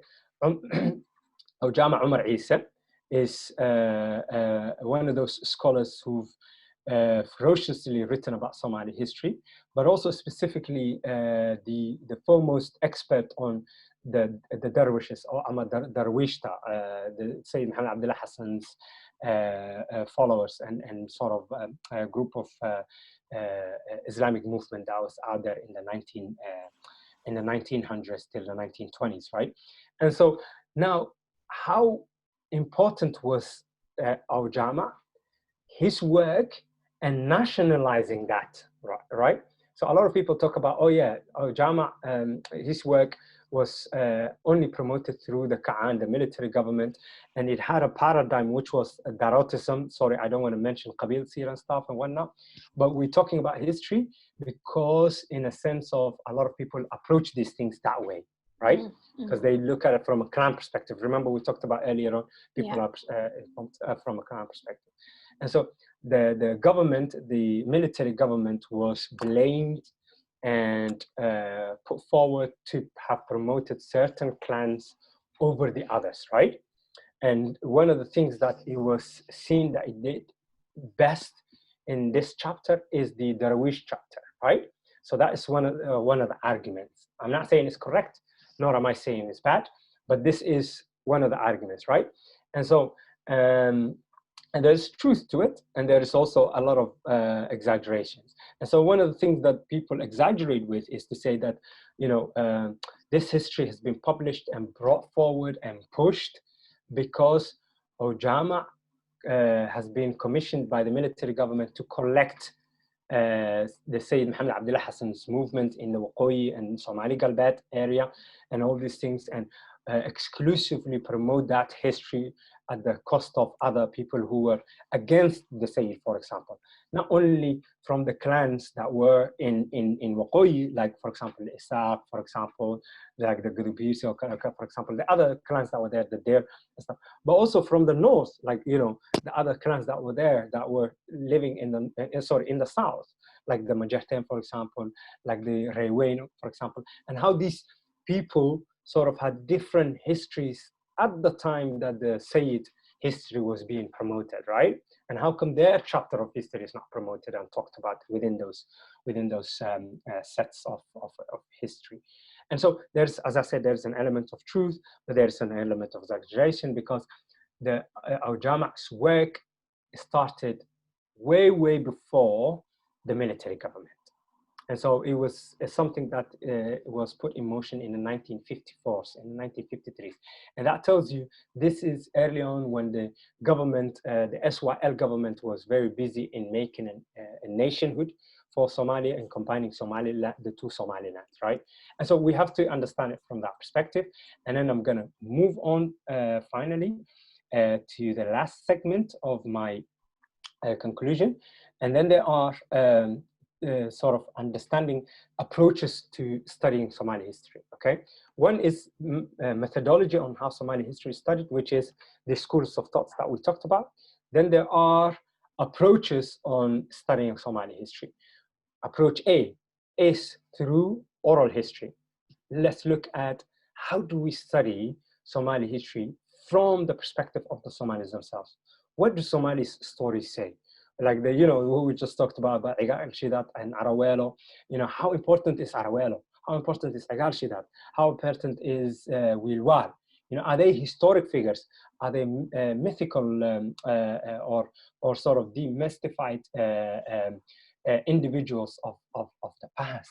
So these things are really very important, and several scholars have actually moved away from the position of saying oral history is just that, oral, and there's not an history as evidence for history. But that's a lot of the scholars are now moved away from that and understand that oral history is as important as written history, right? Okay, and so a lot of people now accept that, and in the past they never used to. And some of that oral history is one of the things I love is Idaja's perception of, for example, Arawelo, in terms of when he says that, you know, it cannot be necessarily all a story, fake news, as it were, you know? Yeah. It's not all about this mythical queen who was harsh, cruel, to male part of the society, which is very funny because we don't have a story about patriarchy being very, what is it called? What was the word I'm looking for?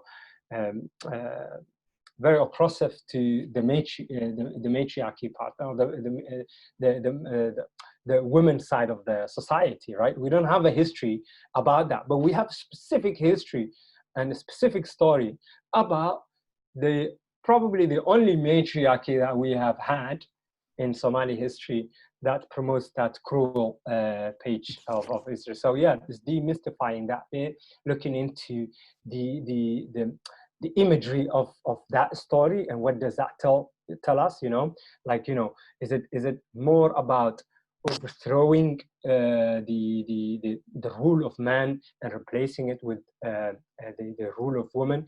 Not exclusively the rule of woman, just to say that, because in the stories we know there are segments where certain men play certain role within the power structure of Arawela, right? And so we see that it's not exclusive women, rule, right? And so is it then therefore that women came to be the power dynamic that they were then down the line excluded and given this harsh image of, you know, this happens when women rule, you know? Typical. So, yeah.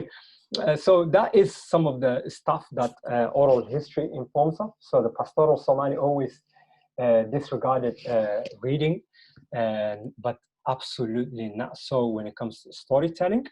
And we have a famous line which it says, "Hashidor hafid man noqdo." Hashidor hafid man noqdo, meaning someone who consistently is looking at the paper or consulting the paper will never become someone who memorizes things. So memorization was at the forefront of knowledge and intellectual accuracy and acumen. And if you couldn't memorize poetry, you couldn't memorize story, if you couldn't memorize mahma, you're considered the doqon and the outcast within the Somalis who were very literate in the sense of orality, right? And so, yeah, Hashidor Hafid man noqda becomes a really important element.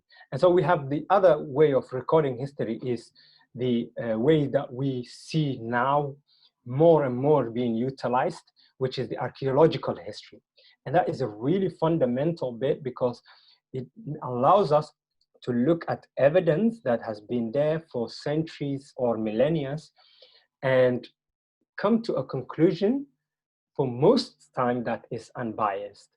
And if it was biased, then there's little how should I say, there's little miswriting from your perspective, rather than there's little misreading from the perspective of telling that archaeological history. And so some of the works that we know today are very fundamental, and I'll recommend a couple of works in terms of Somali archaeological history. And I'll start with the last and the most effective person that I know that is on the scene today, which is Saada Mire. Okay, Saada Mire is currently the only published and internationally renowned scholar of Somali origin that researches archaeology, right? And so her research alone has uncovered more than what she said, and what she's undug in essence is more than 100 new and previously unpublished sites. So that means like places that are critical to Somali history in terms of the Somali Peninsula. And most of these are specifically located in Somaliland area today, okay? And so that is what, that is someone who is just literally just doing one segment of the Somali Peninsula has uncovered with the little time that that she's been doing it. 100 new sites is a lot of places. She's been working, I think, over a decade or so now in mapping the archaeology of Somaliland. And that is her work. It's called The Mapping, the Archaeology of Somaliland: Religion, Art, Script, Time, Urbanism, Trade, and Empire. That is the title. There's quite a lot of things to look into, but it's a really beautiful material that's out there. Reading material that's out there. Please do consult Mapping the Archaeology of Somaliland. Okay. Then also consult her other work, which is called Wagar, Fertility and Phallic Stylia. And I think this is also her, within this topic is also her PhD thesis that she's published now, and how these belief systems, ancient belief systems, translate to our the rich history. So it's about the Cushitic sky god, or the Cushitic deity known as Waq, or Waqism, or Waqiya. Okay, and so she studies pre-Islam. Pre-Islam, yeah. Yeah. And inshallah, maybe down the line in the future on that topic we can talk about it being accurate. Definitely. And so then the other work that's really important to talk about is Neville Chittick. He has written a work called Early Ports in the Horn of Africa, Early Ports in the Horn of Africa, an archaeological reconnaissance in the Horn, the British Somali expedition, 1975. And so he's got various works out there. And Neville Chittick is one of the early ones who've come in the 1950s, then again in the 1970s, and in collaboration with the Somali government of then, has written and have done a preliminary research around Somali peninsula in terms of various eastern parts. And some of the findings that he came up with and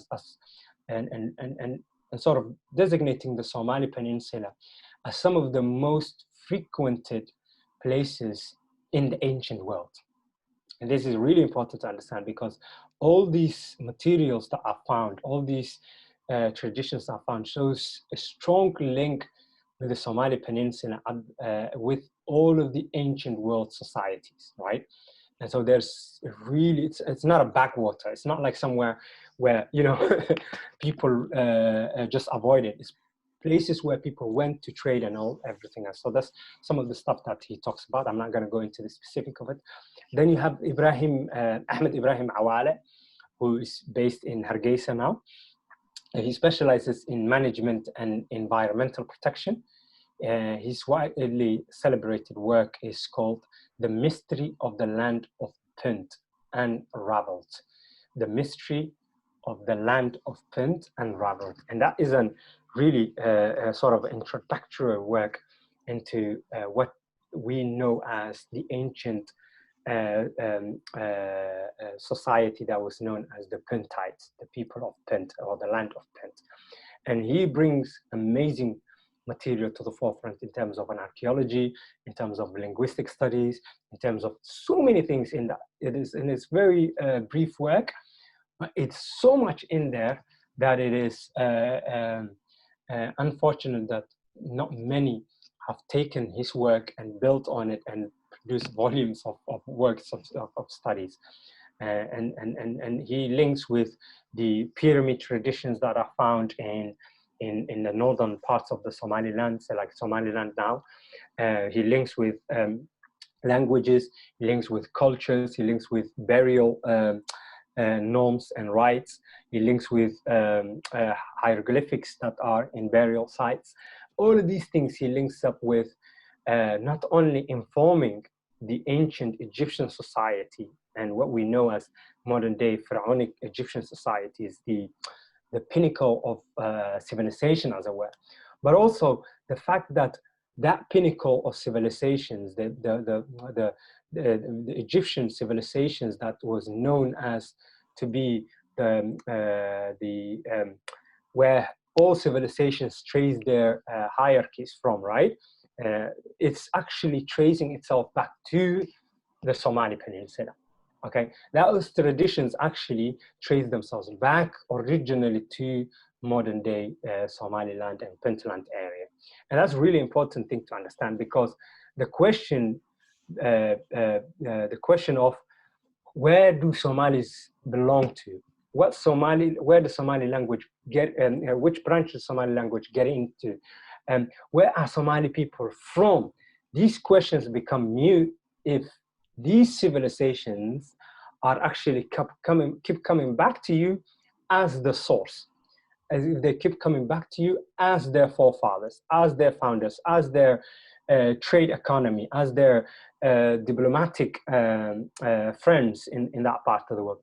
If that is keep happening and being recycled again and again and again throughout these civilizations, these ancient civilizations, then the story should be completely different. And the question we should ask is, how many societies, how many ancient civilizations did Somali Peninsula birth? That should be the question. It should not be the other way around, you know? Right? So hopefully I'm making myself. Very much sense, yeah. Yeah. So then you have Ahmed Du'ala Chama, who's written The Origins and the Development of Mogadishu. The Origins and Development of Mogadishu, AD 1000 to 1850. I'll repeat that again. The Origins and Development of Mogadishu, AD 1000 to 1850. This is a study of urban sort of growth along the Banaadir coast of southern Somalia, and he's published this in 1996. at the height of Somali civil war. And it's actually quite important literature has come out between 1990 to 1996, and they have been completely sidelined and overlooked because just for the fact that the things that was happening at the time, okay, the civil war, the drought, the famine, the conflict, you know, all of these things, and everybody was studying that, reading it, writing about it, researching it, right? And the American Black Hawk Down episodes, and all these things were taken to the forefront, and these histories were not really valued as such. And so then you have Nuruddin Haji Sheko, who's written a work called Exploring the Old Stone Town of Mogadishu. And these two works that I mentioned, the last two works, are really, really important when you want to understand the Banadir and the Mogadishu development in terms of an archaeological study, not just from the perspective of oral history, not the perspective of a written history, but also from the what archaeology has to teach us about those histories. Then you have Stephen A. Brand, who's written early Holocene what is called mortuary practices and hunter gatherers. And this is a work that talks about burial rites and how people preserve the dead and how they buried it, and that is also another way that we can understand Somali culture as well as those people that live in the Somali Peninsula, whether you want to call them Somalis or the forerunners to modern day Somalis, right? And so he says, for example, these skeletons represent the first Stone Age human remains from Somalia in primary context, and the earliest indisputable evidence of mortuary practices, obviously meaning activities associated with the disposition of the dead. He says then from the Horn of Africa, such as, you know, the whole entirety of the Horn of Africa, such as Djibouti, Ethiopia, Somalia, Somaliland, Puntland, those areas, right? And so he says these skeletons are really representative to what the first Stone Age human remains would look like in terms of the Somali. So other prehistoric archaeological sites discovered in the southern Somalia, in essence, included cemeteries at Bur Heiba, many other places that are located to southwest of Baydhabo, and it is estimated to have been used over the year 4000 BC. 4000 BC, so that is about 6,000 years ago, that people have lived in these places, have had cultural norms, buildings, burial rites, food practices and norms and stuff, you know. He says in another place, for the 14 burials founded there date back to the pre-Islamic period and constitute the earliest burials in the Horn of Africa, containing the earliest definitive grave artifacts. So that is an amazing set of data and conclusion to look at, that actually some of the earliest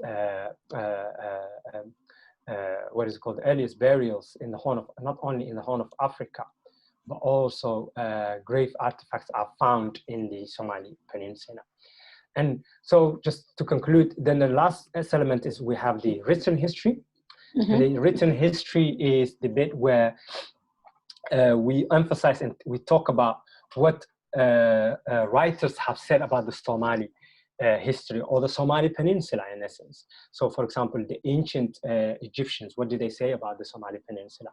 The ancient Greek, for example, and what does Latin historical sources say about the Somali Peninsula? We have the material about the expedition to Punt by the Queen Hatshepsut.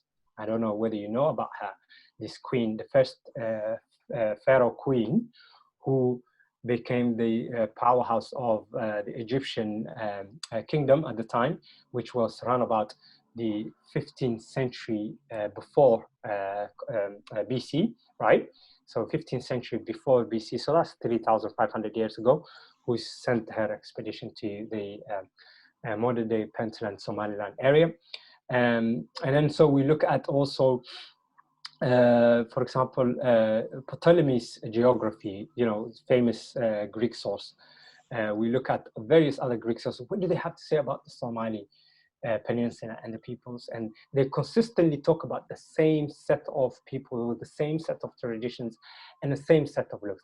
Now, does that mean they are exclusively describing Somalis, the ethnic people that we know as today Somalis?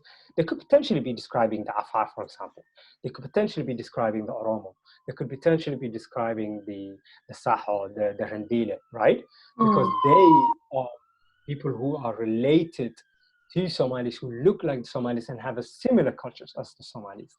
And inshallah, in the future, in our future settings, we can talk about, and I have a session where I talk about what does ethnography mean from the Horner perspective. And when we're talking about this history, why do we as Somalis claim certain histories that, for example, we cannot be uniquely saying we have ownership to it? Do you see what I mean? Because the word Somali and Somali is like a recent invention, and it's a recent thing that has come to the Somalis, either through our oral history, but also through the written history that others have written about us. Is a recent thing. It's probably 3-4 centuries old. And so what does that mean then about that these people have been telling the history about us? So there's easy ways of unpacking that. I don't want to go into that. It can take me to a bunch of other rabbit holes that I really don't want to go into. and so in conclusion, I want to now re-ask the question in what I said earlier. What is much more devastating to us? What is much more problematic, and how we understand our history?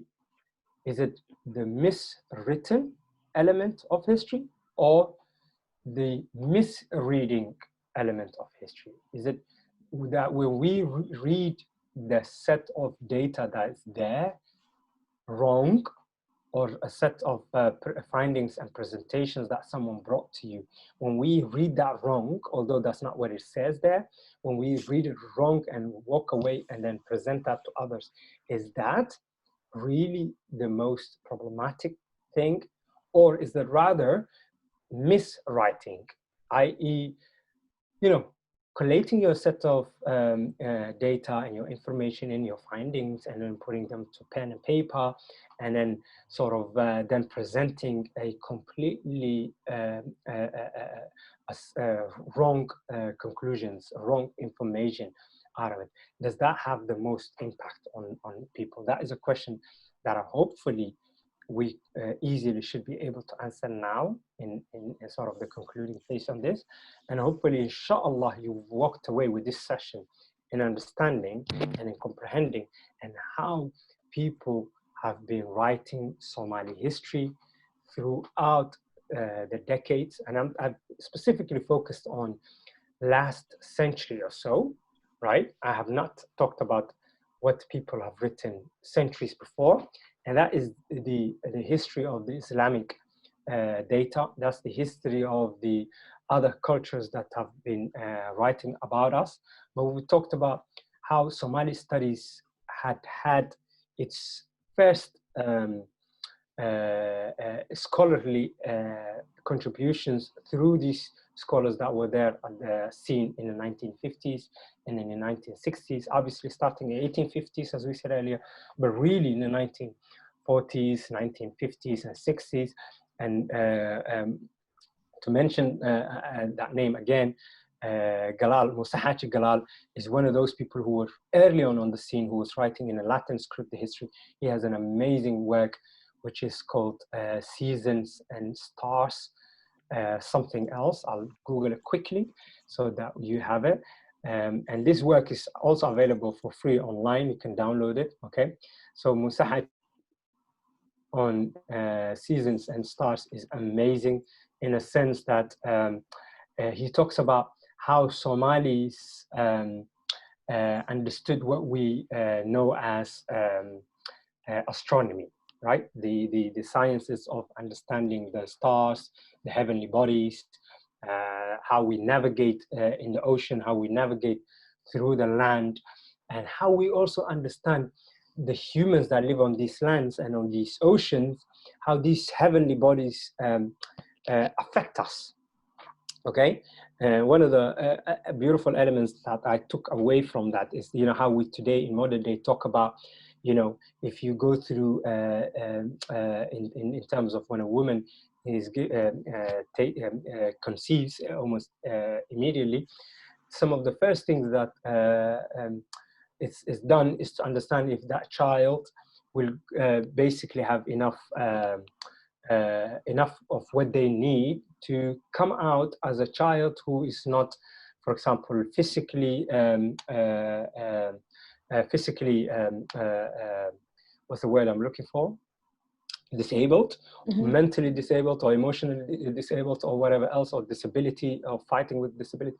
So there is medical studies that we try to understand on the psyche of the mother, emotional well-being of the mother, what she eats, what she conceives, how much energy she consumes, how much sunlight she consumes, depending on what pigmentation she's from. You know, all these things affect the child and the birth, right? And Musa Haji Galal talks about elements within those works, that how the Somali nomads almost immediately, depending on the heavenly bodies and how, which day, which weather fell into certain cycle that this child was conceived, and where this mother lived and what she ate and stuff, how the child would come out to.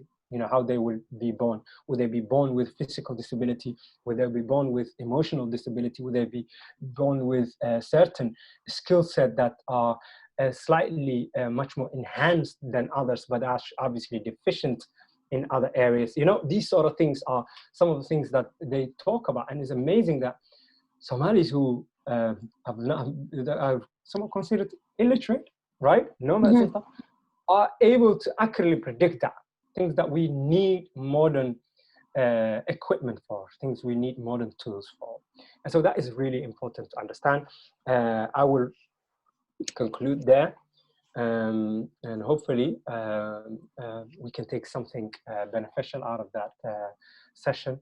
And maybe, inshallah, if you wanted, we can do a follow-up sessions in terms of the geography, ethnography, linguistics, and specifically breaking these histories down.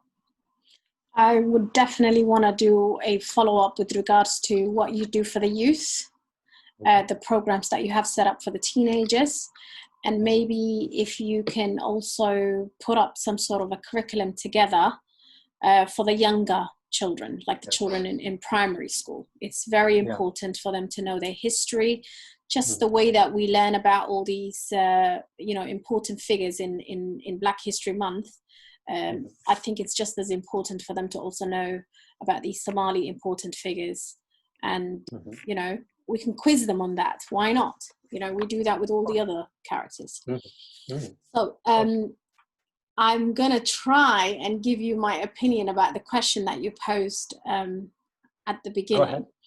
Go ahead. At the beginning, I was leaning more towards, do we write the wrong information? But then after all of this now, have changed my mind. I think we read it wrong, and then we pass that information wrongly to our younger generation, and that's where the fault is at. But I could be wrong. No, it's it depends on what you walked away with the session. Depending on that, you can understand what does damage most. I personally am inclined to the position that you held before the session kicked off, which is miswriting, because that has the wider impact, whereas misreading would be probably confined to your own environment, i.e., so you read it, that's it affects you. Then you once you misread something that affects you, then it's how you pass that on. So you, within your immediate environment, or like your family, your friends, your colleagues, whatever. And so that is a limited scope, in essence, of that angle. But when you miswrite, you are leaving a sort of a heritage behind. You're leaving a set of data, a set of information behind that can easily be reproduced again and then again and then again and then again, without people realizing you've been wrong before, you've been refuted before, you've been corrected before. Various hosts of scholarship came after you that probably written completely opposite to what you were trying to convey. And this is one of the areas that Lewis was a prime example of, because a lot of the things that he written in terms of his own analysis and conclusions tend to be either, I don't know, very problematic in the sense that the way that he brought them out, but also there is also a lot of superiority versus inferiority complex in there as well. And so, and many scholars then came and assessed his work and critiqued it. And some critiqued it very nicely, very politely, very respectfully because of his stature and whatnot. And others came for him like proper, you know. And then, so these type of things sort of inform us how we walk away from understanding what someone writes or miswrites, rather than what someone misreads. Hopefully, I don't know whether that makes sense or not. Okay, thank you. So that concludes our session. MashaAllah, it was very, we just about touched the surface, as you said, and I can imagine this topic to be discussed at a much deeper level. And like we said earlier, that each segment that we did and just covered now could be a topic on its own that needs at least a couple of hours of discussions. But I'm going to reiterate my point about the children. It's very important for us to pass this information in a way that is more friendly to them, so then they know their identities and know where they come from, what their history is, just as much as we focus on other history that is taught in our school. I mean, I grew up in London Borough of Ealing, specifically in an area called Southall. So I went to school there, and one of the languages that were taught in that school was Punjabi, because in that area is predominantly, you know, the Punjabi people live there. So what's to say that we can't come together as a community and make Somali a subject, you know, that could be taken for a GCSE topic maybe one day? Why not?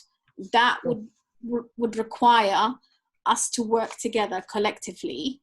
And that is something I'm putting out to you and your team to maybe one day make it happen, inshallah, which would be much needed. Inshallah. No.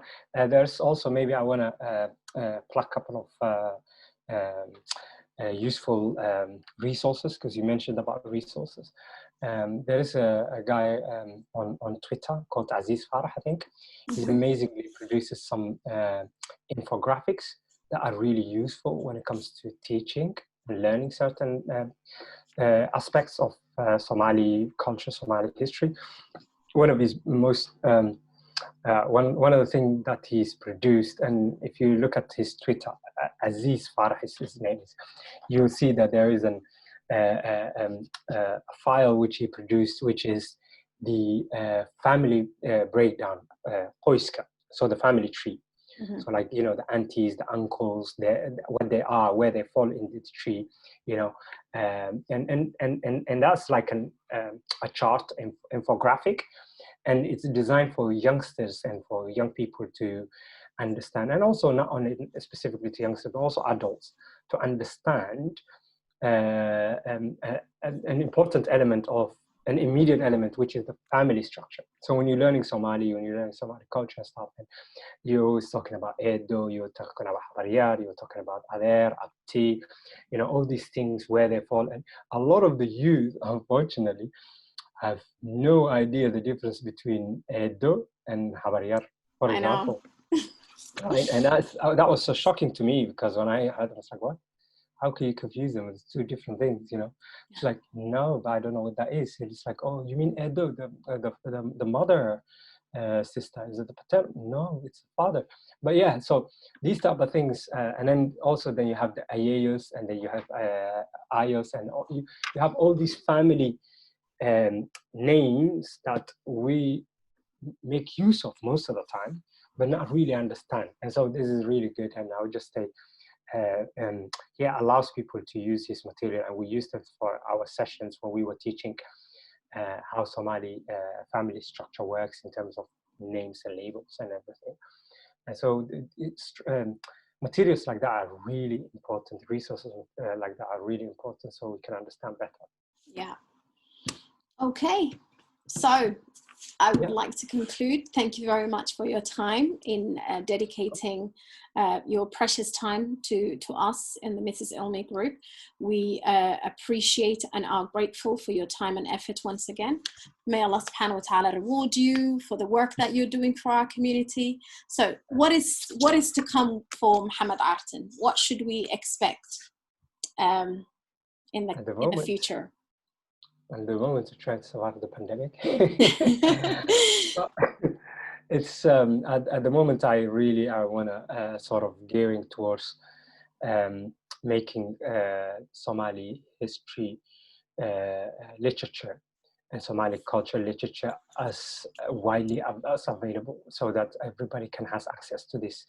But also, I'm also trying to myself write and finish my own writings, because I've never anything published myself, and was always publishing other people's works and everything. So I've been working on translating Arabic title that was written in 1,000 in a year. I think 1,400 something. It was written. It was an Arabic title which talked about the history of the Somali Peninsula, and as well as the Muslim and Islamic sultanates that were there, and some of the things that they did to advance Islam in that part of the world. And majority of these sultanates were of Somali background. So it's a classical text, it's an important text, it's a text that has never been made available for the wider public. And it's a text that everybody goes back to when they are referencing that time period, and they are going back to Islam and the contribution of Islam from the Horn. And so I wanted to make that available in English and annotate it as well. So I've been doing that for a good 3-4 years now, and inshallah, hopefully should publish it sometime soon. I was planning to publish that this year, but unfortunately that never happened. The pandemic happened. And so I'm gonna do that probably sometime the new year. So that's what's up for me, moving a lot of my effort and work back home, because although we think we are deficient and we have need of Somali literature, Somali language, Somali history, it's even worse back home, in many parts back home. So what we take for granted in terms of the privilege of having access to books, having access to these resources, because we have a lot of resources, but we have not been making use of them, unfortunately. Like some of the resources I just mentioned, they are littered everywhere, in the libraries, in the universities, in, most of the Somali populous areas that you move into in the UK, you'll find a library that has Somali titles, right? But the thing is, in Somalia specifically, and in certain parts, this is more than a privilege. There's people who do not have access to this knowledge, right? And so I'm really busy in, trying to ship as much as material as I can back home in various places in Somali Peninsula, and promote literature and continue promoting literature and Somali books and Somali history, not only through the diaspora world here, but also for back home as well, and making this knowledge accessible. So yeah, that is my mission in life, as it were. I don't see myself doing this. Is my passion, my love. My wife calls it second wife. And she has a hard time dealing with hair. So she's like, but yeah, that's me putting my wife on the spot. I hope she can forgive me too. Okay, yeah, so, and if anyone wants to reach out to you, how can they do so? Inshallah. So through email, through Looh Press website, Looh Press, Looh press.com. There's my emails there, as well as my how do you say, my telephone number is in there, the WhatsApp. I'm really good with WhatsApp. My emails is there, so communicating through emails I'm always available. I deal with a lot of questions in terms of resources. People always ask me, where can I get a book on that topic? Where can I get a book, article on this? And so there is a lot of the things that people come to me for. So if you feel you're probably doing your thesis, you're doing your master's, you're doing your degree, but you're stuck and you need something related to humanities and social sciences, and you really think maybe Somali or focusing anything about Somali is really not advisable, because you might think there's not enough resources out there. Contrary to that belief, there's quite a lot out there. You just need to find and be willing to look for it more. And so yeah, reach out to me, and I'm available. And anybody who has feedback, I'm also available.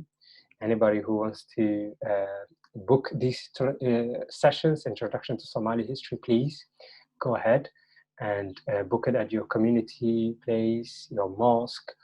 I've lost count of masajids and community centers and universities that I've been hosted at.